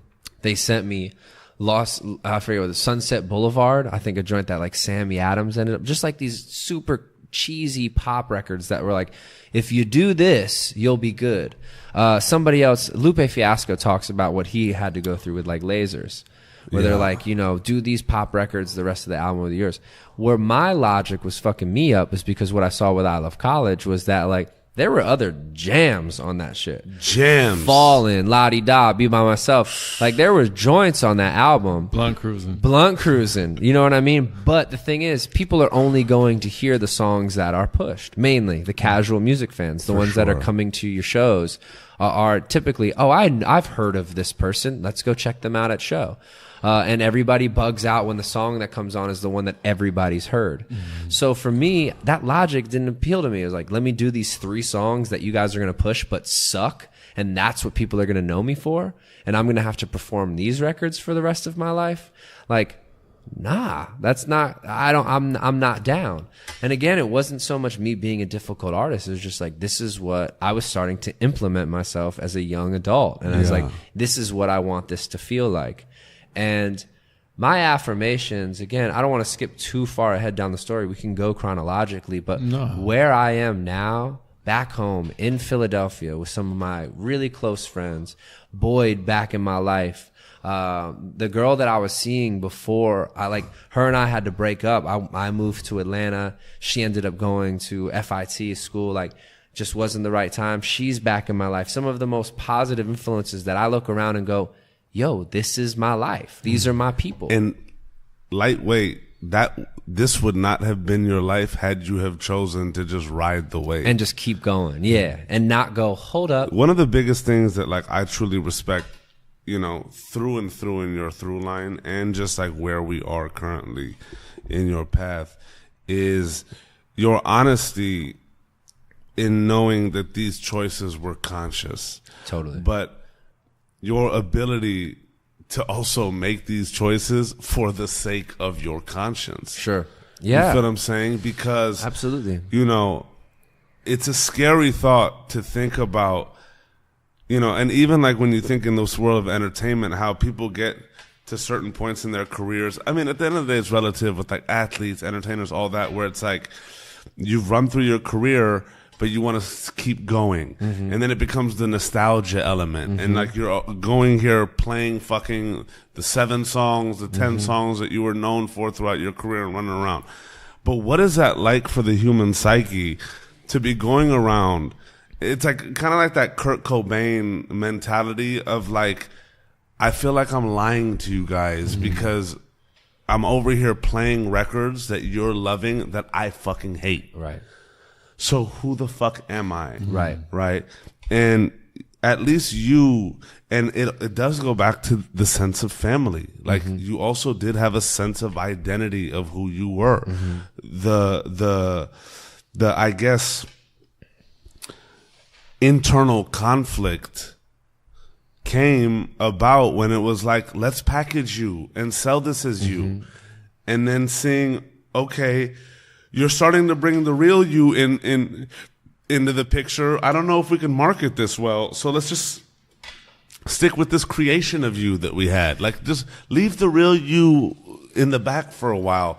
We'll get there later. And you know what's trippy is that if I had different experiences growing up, whereas when I actually started to speak and be my true, genuine self and didn't get accepted, I probably, as I would have grown up, would have rode the wave. Word. Anything to be accepted, right? Word. But because the experiences that I had in moving and being the new kid and all these where I was like, oh, people were like, oh, we like you, man. Keep going.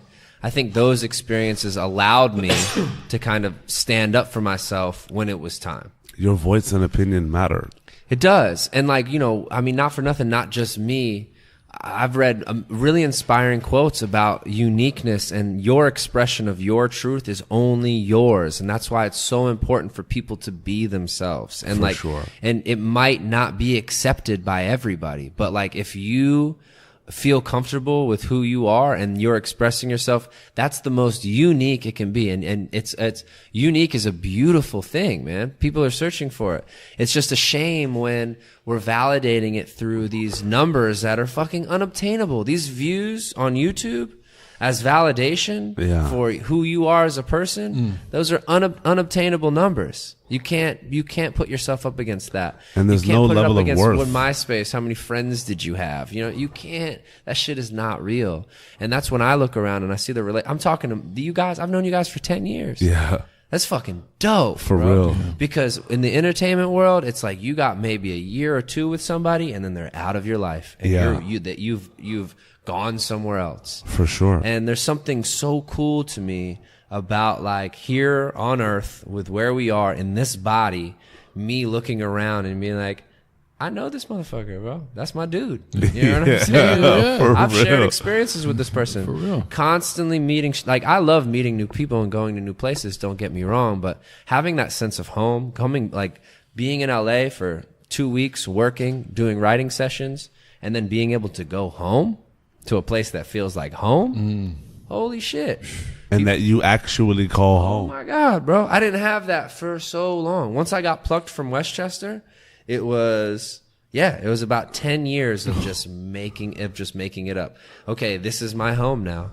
Okay, you know, Atlanta's my home now. And like, I'm lucky enough from being adaptable. I brought Boyd, Brain, Shannon with me. And then when I went to New York, you know, Boyd and Brain were starting to like phase out a little bit and get into their adult lives and how they were going to figure out their own identities. And then, you know, I had a girlfriend at the time, but like, okay, New York's my home now. And then I was like, nah, this ain't my home. This isn't my life. Moved back to Philly, was in the Philly for a year, wasn't being productive enough, moved to LA. And so like, this is Paps and Jazz now. Yeah. And so Paps and Jazz is where I'm making a record that I think after Seared Foie Gras, and Roth, which was like, you know, just some raps with knots and like the homie. Yeah. Paps and Jazz is, I think, the real moment where I'm implementing about like, this is who I am. These are my insecurities. I listen to jazz music. You know what I'm saying? Like, Yeah. And what was so cool and so important about that record is that people were like, we fuck with this. Well, and I remember during that time, because here's a perspective, is like, you've always been a fantastic MC, like that's Factual. been undeniable. Now it was like it set the stage for that guy, that part of you, to arise and come up and be like, yo, don't forget Asher's like an amazing MC and can spit. And as much as it was about the content, I feel just like that MC-ness that was so needed to almost validate, because even from the Isle of College, it's like you're rapping, but you're more of a pop dude in your perception, Absolutely. than a rapper.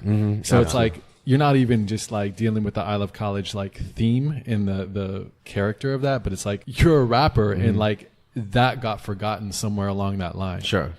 Was that aspect getting validated at the time too? I think so, for myself. And what was really cool about that is, again, I was doing it with friends. Chuck English did a lot of the production in the Blended Babies.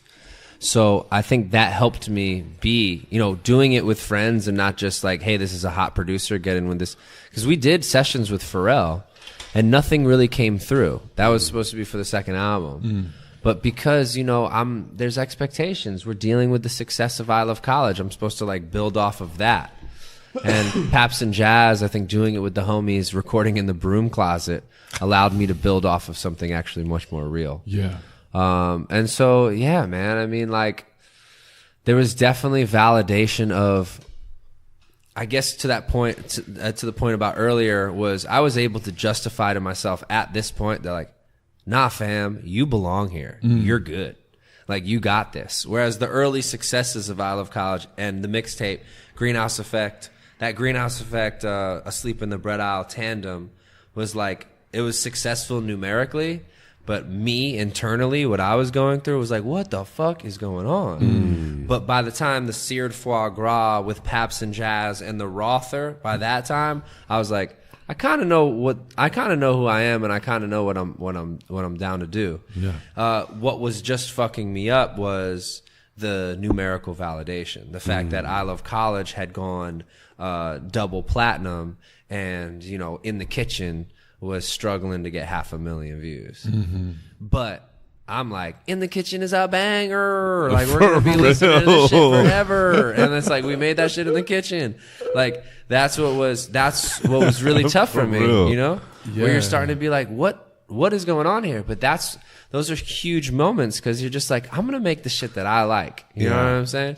But it's tough, bro, because I was in the business. I was in the music business. If you don't want to make jams, if you don't want to make hit records that everyone's going to sing along to, then get the fuck out. Well, is there a way to bridge that gap, though? Then that's what I think that I've been honing in on slowly, because even at the beginning of this conversation, I think we were talking about social groups. Yeah. And I feel like I'm a bridge for that. Like, for the kids who are super nerdy and can't defend themselves, and the kids that are just too cool for school, I'm like in between that, where I can help that conversation. And I think that that's where my value in entertainment, and specifically in the rap game, lies, is being somebody who can speak both languages, and being somebody who can help bridge that gap between kids who hate rap music and only listen to hipster, indie, whatever the fuck you want to call it. Like, oh, you've never heard of this band? That's because you suck. You know what I mean? But and then the kids who, like, you know,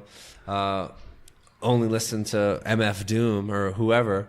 And then the kids who just only listen to 21 Savage or, you know, whoever. So that's where I feel like I just want to carve out a cool little lane. There's people who I really am thankful they exist, like the Tech Nines of the world. For sure. That remind you that you can do this on a level that is respectable and also successful. You don't have to be a starving artist. And I was just willing to sacrifice it, man. I was willing to say, I don't need to be doing, like, I don't have to do this. If I'm not a top 40 artist, then I don't want to play. And I think, maybe Kanye, I think, was that way. Kanye was like, if I'm not number one, I'm not doing this. So I'm going to be number one. And he willed himself into that position. Whereas me, I'm like, if I'm coming in number 6 in top 10, totally cool. Totally cool with 6. You know what I mean? And that's like that kind of C shit. You know what I mean? Like, I'll just take the C, and not get in trouble. But like, bro, like, I'm in a place right now where I'm like, you can pass me with all this bullshit, because 1, 2, and 3, they catch a lot of bullshit. But I can be number 6, be in healthy relationships, have a home, and still make money. I'm kind of down with that. Oh, we're cool. I'm kind of down with that. I'm not against it, but still trying to figure it out, because, we talked about this off record a little bit. I'm not sure how much, like, if you've got to join somebody's team to be ultra successful. But Joe, you're someone along the way who's encouraged me, like, yo, build your shit, do your DIY shit, and it will pay off. And like, Philly's been a huge city for me. Yeah. To go back home, Philly is a DIY city. Like, get up and do it yourself. And believe that you'll get the fruits of the labor of what you're asking for by doing the work. Whereas I feel like the mainstream stuff is kind of like, we'll do it all for you. Don't worry. We'll take care of the work, and we'll make sure there's money in the bank. And I think that was cool from when I was like 20 to 23. Right. But then when I started to be like, yo, where is this going? I was like, I'm not afraid of the work. Well, I belong here. And I think it goes back to like your experience of, you've already kind of been through it, right? So while you say, do it yourself, it's not because like you've seen everything. Yeah. And I also don't mean alone, by the way. No, for sure. It's just more independent, kind of taking more control, in your words, driving. Yeah. Being the true captain of your own ship. Sure. Absolutely. And I feel you can be an incredible asset to yourself because you've seen and literally been through so much at a very high level. Yeah. On all ends, on the business end, on the artist end, all the way from touring to having that big hit record and everything in between, and going through your discovery of yourself and figuring out who you are in that, and coming to a point now where you want to be more in control, and that's only going to help this next chapter. We don't know what that's going to be, but at least for now.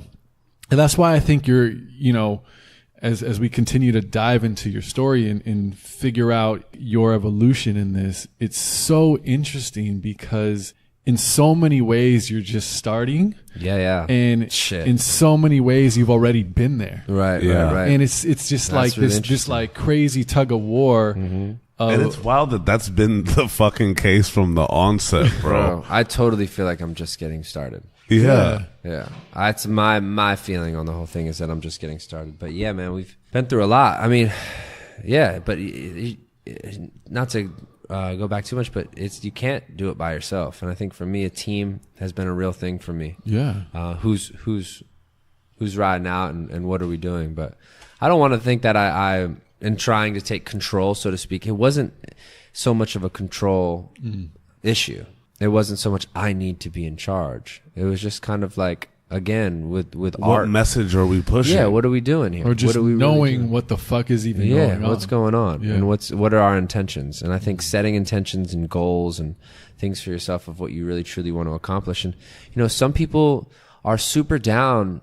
For instance, some people are super down with like having multiple relationships in their lives, and like, hanging out late night, and, not being in one monogamous relationship. So I knew that I wasn't that type of dude.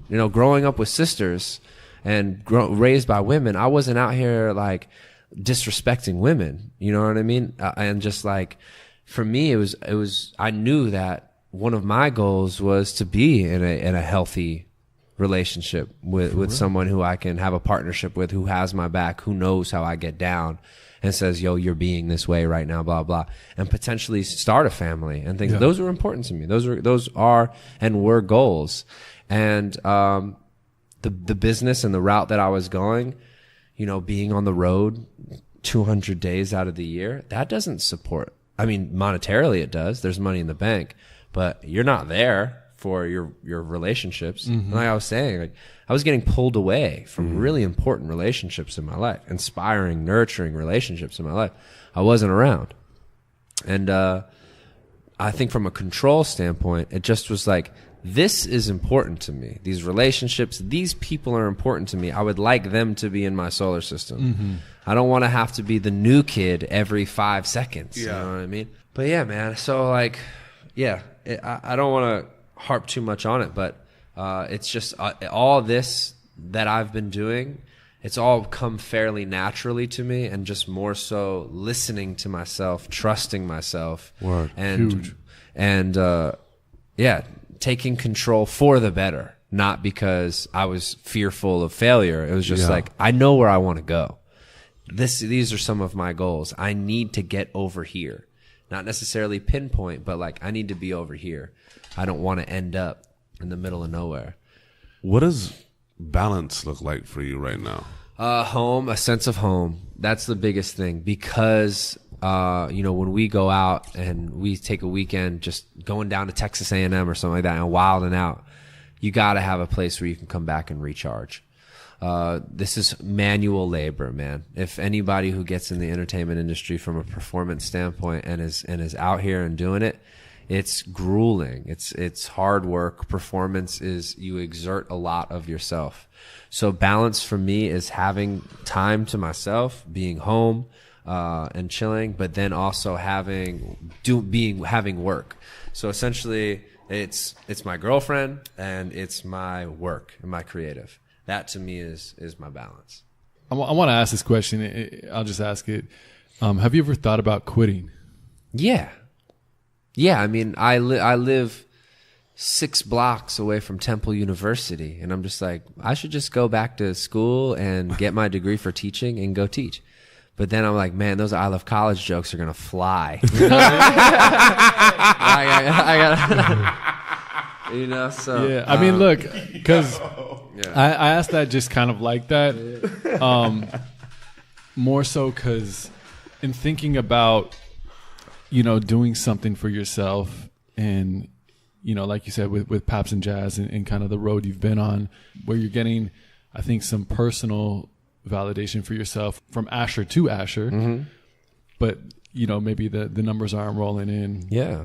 And you're like, okay, why am I really doing this? And being faced directly with that question when those numbers don't roll in, it's like, why are you really doing this? Yeah, and that's cool. That's what I love about the DIY shit, is because if you're doing it DIY and you're doing it for real, you're doing it for the right reasons. You're not doing it for the numbers, and you're not doing it for the validation. You're figuring a way to make it work. And that's why I'm in such a cool place, is because I'm always going to do my rap shit no matter what. I'm going to be, it's just how I express myself. Yeah. Better. Bro. On Ash Wednesday, I hadn't put anything else out. I hadn't put out something in a while, and I just was like, let me communicate some of my shit to how I'm feeling right now. And I was, touched on artificial intelligence and some of the conversations that we just have smoking a joint upstairs.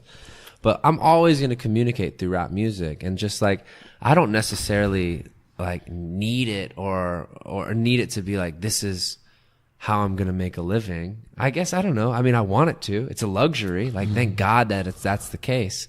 But I would prefer to make sure that my relationship with what I'm creating and why I'm doing it is healthy, than it being that Kurt Cobain shit where I'm like, I hate these songs and I'm because I just feel like you'd be like, I hate my life. Yeah. Whereas like, that's a deep trauma, bro. Dude, I mean, I can't imagine. I already was having enough anxiety. I mean, again, talking about getting physically sick, like from the fear of like throwing up in public, I was probably getting physically sick before like 60% of my shows. Wow. Early on. Really? Yeah. From anxiety? Anxiety. Just like sick. Dry heaving, like backstage.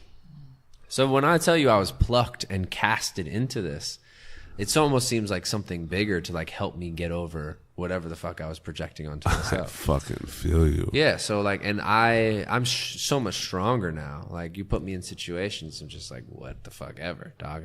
I overcame some serious anxiety. Yeah. But it also, again, I sympathize and I empathize with a lot of kids who are going through shit now, because The internet is, again, full-fledged, and people are comparing and contrasting themselves through some of these numbers that, again, are unobtainable. And these numbers aren't rolling in. And, like, you know, even something as stupid as who and how many people are looking at your Instagram story.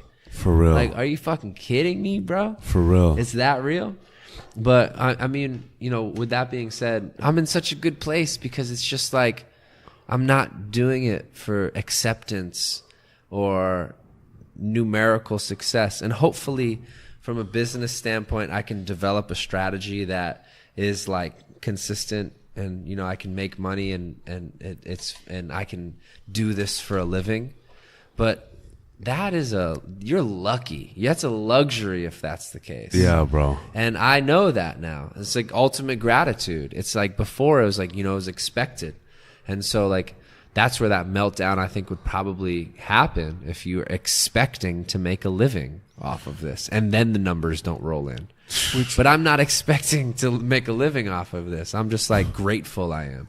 Which is so crazy because it's like that perspective of like, man, you had it all, right? And it's like, no, I. But did I? Yeah. Did I have it all? What the fuck is it right? all? What? Yeah. What is it all? And to who? But that's what I mean, bro. Like, so let's, like, the real shit to me, when I talk about friendships and relationships and healthy friendships and relationships, which are in turn a healthy relationship that you have with yourself. Yep. You know what I mean? That is like that's you have it all. You know what I mean? Real. Like, and we were talking about it while we were grabbing tacos. Is there's not much difference between somebody who makes $120,000 a year and somebody who makes $500,000 a year. There's not much difference in their happiness. Now, granted, if you're making $14K a year or $30K, you're going to be bummed out. Life's a lot harder. For sure. You know what I mean? But if you're making decent money, you're making probably, if you can make above $75K and, you know, and have people and healthy relationships in your life, you're doing pretty good. And it's, you know, it's real out here. But all I would love to be able to say, yo, I make $50 million a year. I got 3 homes. Like, shit is chilling, whatever the fuck. But not at the sacrifice of, because you could have easily gone down that route. Not at the sacrifice of, like, healthy Yeah, but relationships. what the fuck is going relationship into with one of your 7 homes when you don't even know who the fuck you are? Like, Bro, Yeah. those I'm in homes my that- 9-bedroom mansion and I have no fucking clue what I'm doing here. Yeah. I'm waking up being like trying to call friends to come over just to fucking numb myself with company. Numb myself with company, bro. You feel me? 100%. That's what that. You know how real lifestyle that is, by the Yeah. way? You know what you just said is so For real. real. I'm so cool with being alone, bro.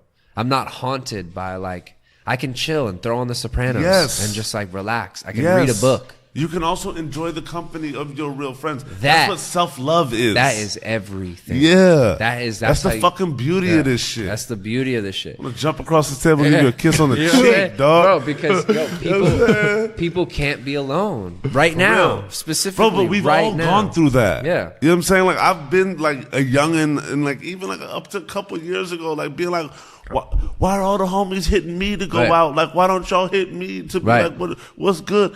But like, it's so crazy because now in my life, I'm just like, bro, I'll go out and be like, what the fuck am I doing here? And come right back to the crib. Right. You feel, I'm so cool with not being active like that. Yeah.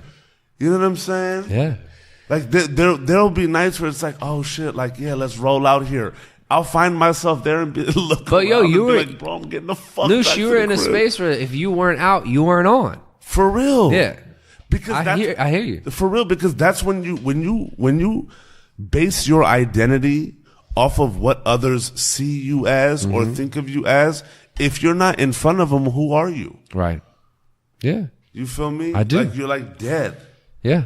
And I mean, I was there. I was at a point where, like, but that's the beauty of life, bro. Is because you kind of have to be there to know what you want or don't want. Yeah. It's like, you know what you don't want is really big. Like Vince said in a podcast, he's like, you like 50% of it is knowing what you don't want. Right. But like, even when you talk to like business cats or cats in the music game and entertainment game about like being in the trenches, the real meaning of being in the trenches is experiencing what X or Y is. You can't know, like, look, some people want to be like, that's why it's like, bro, go intern at shit. Like, so many of us have this fucking, like, idea of, I want this type of life. But if we actually experience a semblance of what the fuck that is, we may be like, whoa, no, I don't. You feel me? Like, this shit ain't tight. Yeah. I wanted to be a lawyer for the longest time, and I didn't get to the intern step, but it just so happened that every fucking lawyer and person that was close to me that was a lawyer I talked to was like, do not fucking go down this path, bro. Yeah. This is what it entails.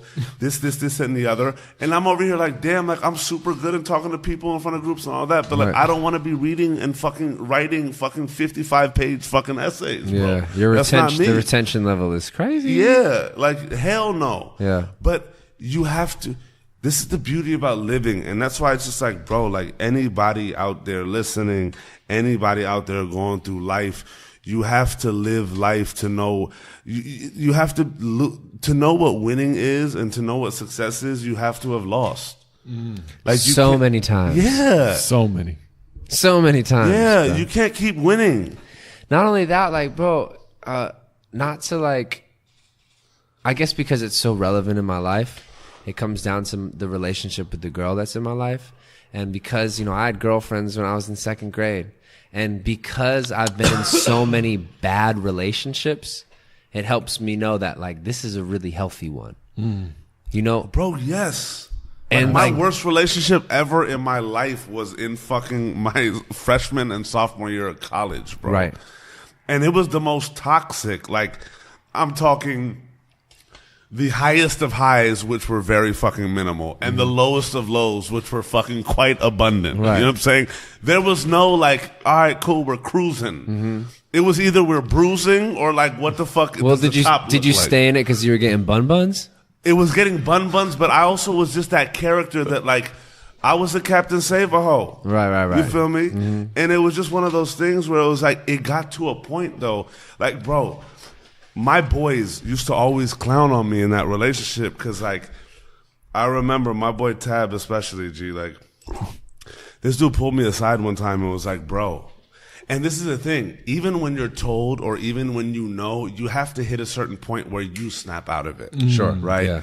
And for all the people telling me this, whatever, like, it got to a point where, you know, so he would always tell me, he's like, bro, you're one of the most, like, verbally just fucking, like, you're kung fu verbally. Like, nobody will step to you verbally because not only are you fucking intelligent, not only are you logical, but you'll assassinate cats with a smile on your face. You feel me? He's like, but you're the biggest bitch when it comes to this girl. He's like, I feel like you don't have a dick when it comes to this girl. Like, I feel like you're just being beat on. Like, and I'm watching you get beat on. And I'm like, I know you right, dog. Like, fuck, blah, blah, blah. But then it got to a point where literally I remember this vividly, and this changed in an instance with me and her, okay? It was just all for the wrong reasons, okay? I was dropping her off 2 blocks down from her house because her parents could never know that we were together. Different religions, shit, all this other fuck shit. And I remember being like, look, I had this combo where I was like, look, I really care about you a lot, right? But our relationship is fucked up.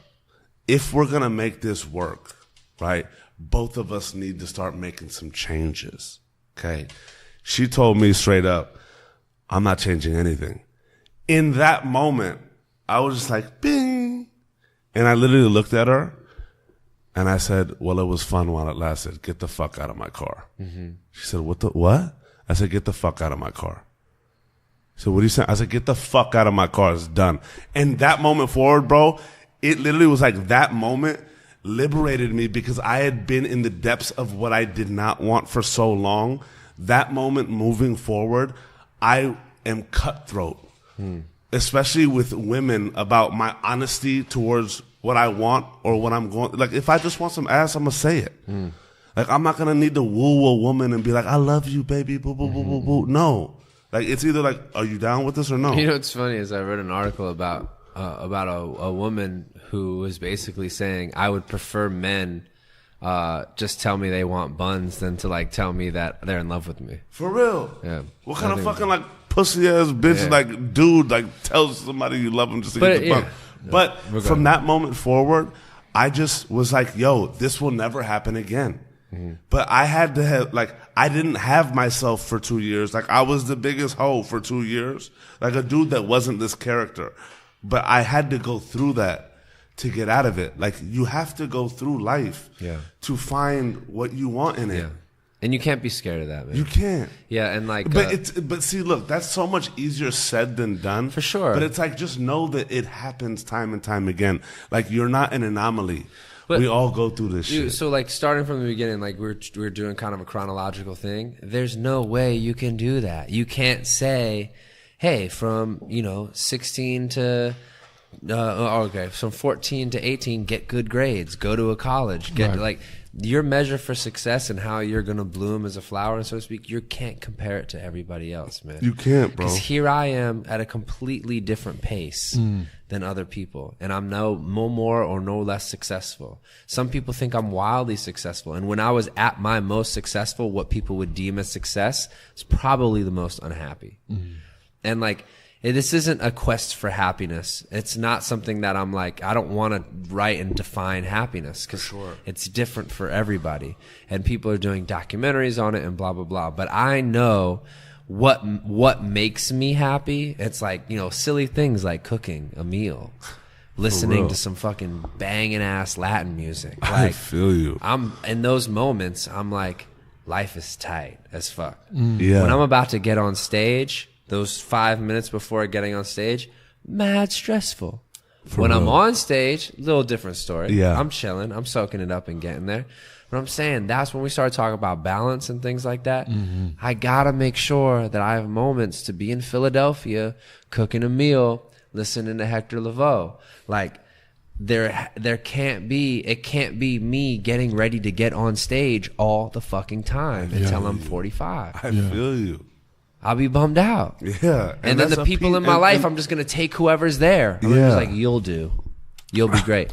Because relationships and friendships take so much that you have to water those flowers, man. You have to cultivate that shit, You gotta take care of that shit. And it takes a lot of time, but like, those are our assets. Our relationships, our friendships with our family members and our friends, those are our real assets, because as you live life and you go through the shit and people are telling you this isn't good for you, this is bad, you're going to fuck up, you're going to have your failures, and guess who's going to be there for you? The motherfuckers who you've been just saying, hey, I'm not feeling really good right now, what's up? But again, dog, it's such a luxury to have somebody who picks up the phone for you, or is down to come out and smoke a J and chill, or go get a cup of coffee or whatever. For sure. We're so lucky to have two of those relationships. That's in our a life, big to say, fact, bro. That's my friend. And like, those have transformed, those have changed shape so many times. But again, listening to yourself, getting focused on your own shit. When you have your own shit and you're right with yourself, you know when it feels right. You know, Joe, you knew when you were supposed to be like, this is my wife. This is my fucking girl. Like, you know what I mean? I 100%. love you. Yeah. You make me so happy. 100%. And it was because of the relationship that you had with yourself that allowed you to say, this is healthy. Yeah. This is good. And like, I don't know. I can't say that. Again, it's such a luxury. I don't know if a lot of people get the opportunity to do that, because there's so many influences in their life that's taking them and pulling them in different directions. I just think very few of us are vulnerable enough to like. We're all all of us come to one with that. You feel me? And I mean, look, and also it's like, you can say this from this perspective because of what you've gone through.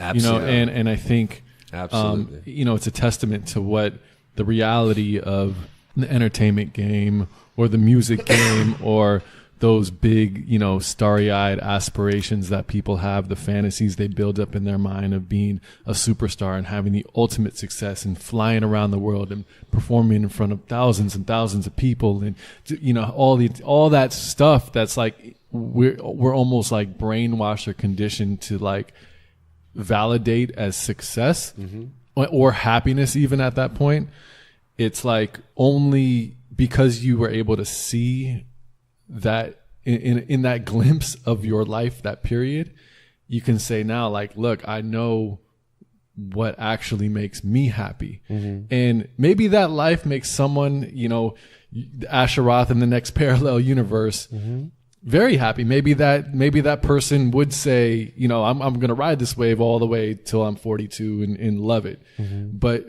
I think you're able to have this position because of what you've been through. Absolutely. Very clearly now and very contently. It's not there's, you know, in how you're describing this, there's no regret.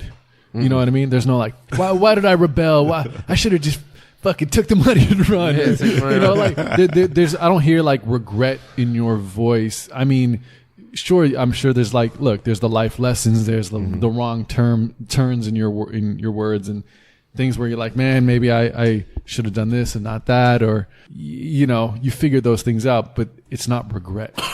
I think you play that hand 10 times out of 10 times you make that same decision. Yeah. You know?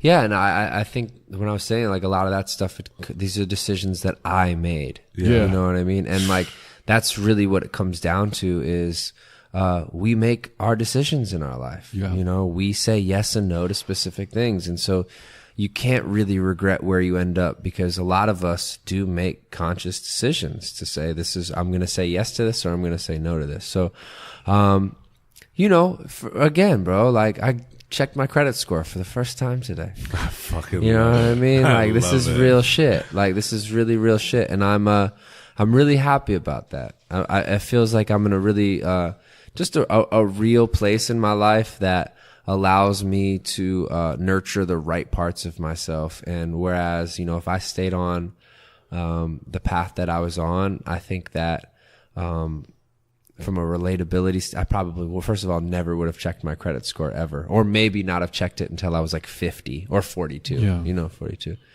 But for the most part, man, I'm in such a healthy place because I made the decisions. They weren't made for me. And there's no blame. There's no, I can't, yeah. And that's the part. But I was, because there's so many things, man, that fucking person fucked me over, or that person, this did that. It's just like, I got, you know, if we, you know, getting into it, like there's bad business done on my behalf. You know what I'm saying? And like, it's the music industry. It's the music industry. And I wish I would have known what I know now then. And I would have made better decisions. For sure. But again, you don't want to piss anybody off in those early goings. Sure. You don't want to fuck it up. Yeah. You know what I'm saying? You're not going to get this record deal if you don't do this. Oh, I'm going to do that then just because I need.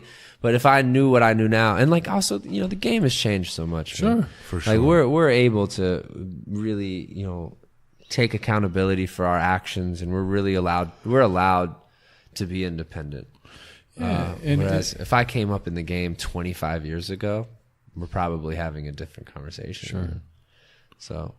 Yeah, and I think, you know, even with all of that, you're just not coming from that perspective. Right. You're not coming anywhere even close to that. The full ownership that you've been able to take of your decisions and of your path, I think, at least is a part of that happiness. Sure. Is, you know, there's got to be self-accountability, and there's got to be that moment where you take ownership. But like now I'm in a place where it's like possibilities are fucking endless, right? You know, it's like I feel really excited about where everything's going is because it's just like, what am I going to do next? I love it. And that is really fun for me instead of being like, this is what it is. Yeah. I do this every day. And what you're doing now creatively is very special and dope. Yeah, I think so, man. I mean, the main music-wise, Topher Dolan. Yeah. Back with Oren from Fucking Sleeping the incredible. Bread Out. You know what I mean? Yeah. Shout out to Al.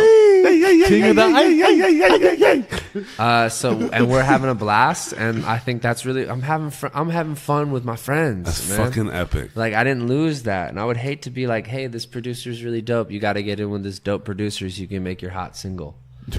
I'm not on that, man. I'm just not on it. And like, you know, again, the numbers aren't probably as big as people would want, but I'm chilling, bro. I'm as happy as can be. I just really hope that I can continue to do this at a level that people are saying, you know, Asher's out here. Like he's helping influence and push, you know, culture and ideas and thoughts. And I think with I Love College and that time, we were pushing we were pushing sound and the sonics and essentially the influence in rap music in general. We were being really relatable and unapologetic for who we were. Yeah. And I think it set the stage for a lot of artists now. Yeah. And I want to, continue to do that. But I can only do that by being myself. I fucking love it. And bro, like both the new shit, we love the Topher stuff. Like, Yeah, Topher's Yeah. dope. Topher, and just the fact that you, But he's kind of an act in the Yeah, same way. I'm sure. kind of sliding into a character. Yeah, but like In a way. the difference is he's a character that you've crafted. Yeah, absolutely. Ooh. And guess what? When I'm done crafting him, I'm gonna go on to somebody else. I love bro. it. And I everyone's love gonna it. be like, but again, what the fuck is this dude you doing? the captain of the ship Yeah, now. I like, man, it's so cool to be able to switch it up on Fools and have so much fun. And I don't know how people are gonna respond to it, but like again, coming back to it, like being the new kid, it's gonna be all right, man. I love Like, it. People are gonna fuck with it. I fucking love it. And I'm just going to continue to do that. And I hope people are down for the ride. I'm totally cool with just curating a fan base of 10 to 50,000 kids. I don't need 1 million people. That's a lot of people to try to move. Yeah. You know what I mean? And so just give me my nice little independent audience. So we're going to have a lot of fun. I'm not going to waste my time and I won't waste theirs. We're not just going to put out trash just to meet our quota. You know what I mean? Yeah. And I'm excited about it, man. I'm respecting myself. I'm respecting my audience. And, with that being said, I feel like I've attracted so much positive stuff into my life. Like us just having this conversation, I'm sure. not sitting down with strangers. yeah. Yeah. I'm sitting down with people who know where I'm coming from Yeah. and can relate. And who fucking love you, bro, yeah, for and, real. Yeah. care about my well-being, man. Yeah. Do you know how cool that is? Yeah. So dope. I remember being when this first popped off, I had to do 10 hours of interviews in Germany with people who didn't give a fuck what happened to me. Yo, that's fucking They would have been wild. like, oh, Asher died from an OD? Oh, I remember that kid. You know what I mean? They want to be like, oh, shit, bro. That's like, Damn. so I that's how I want to build my life, with just like real people doing real things. And really, really care, man. Really care about what I'm doing. Care about what I'm putting out. Care about what I'm putting in my own body. For sure. And I think, in a weird way, that's been detrimental because I cared. If I didn't care, I'd be in a different space. I'd probably have so much money in the bank, for sure.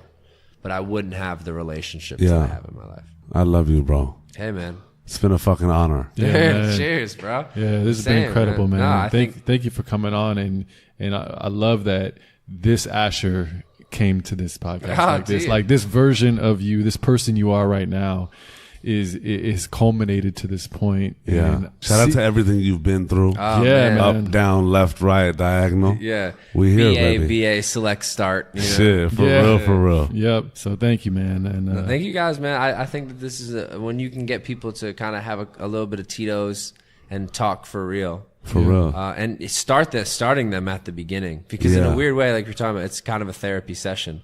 Like, hold on, before we get into like all the stuff that your present day. Yeah. How did you get here? Yeah, let's take it back. And like, bro, like not for nothing, man. Like, you guys have reassured me of how important my family has been. I fucking love you. You know what I mean? And like, and like you guys are extended family to me. Yeah. I mean, Word. Joe, you help me out tenfold and stuff that bro. I'm doing. And Anush, you and I, like, when we connect, it's just very important to me because it's like, it's not that serious, y'all. You know what I mean? It's soul brothers. Yeah, no. And so like, for me, that's like, that's important to me as well. So I have my immediate family who's helped me, and then I have my extended family who I get to choose to spend my time with as I go. Love. And like, don't disrespect that. If you don't want to hang out with somebody because they drain you of your energy, you don't have to hang out with that person. Yeah. And people need to remember that. Like, don't just hang out with somebody because you think you're supposed to, or it's going to put you on, or whatever the fuck. Love who you're with. And spend time with the people you want to be around, because those are our assets. When we talk about assets and liabilities, you know what I mean? Talking about buying homes and doing credit scores and shit, all the stuff we didn't get into on this podcast. But the real shit, the assets in your life are your relationships. Take care of them, nurture them, water them, and take care of yourself, because it all stems from that. And, that's kind of where I'll leave it, because I've been taking care of myself. And because of that, my relationships are extremely healthy right now, man. Bro, love you, bro, man. Yeah. And this Cheers. has been incredible, dude. And we're just excited to watch you get started. We're just getting started, man. Bang, bang. Just Let's fucking go. 100%. Bah!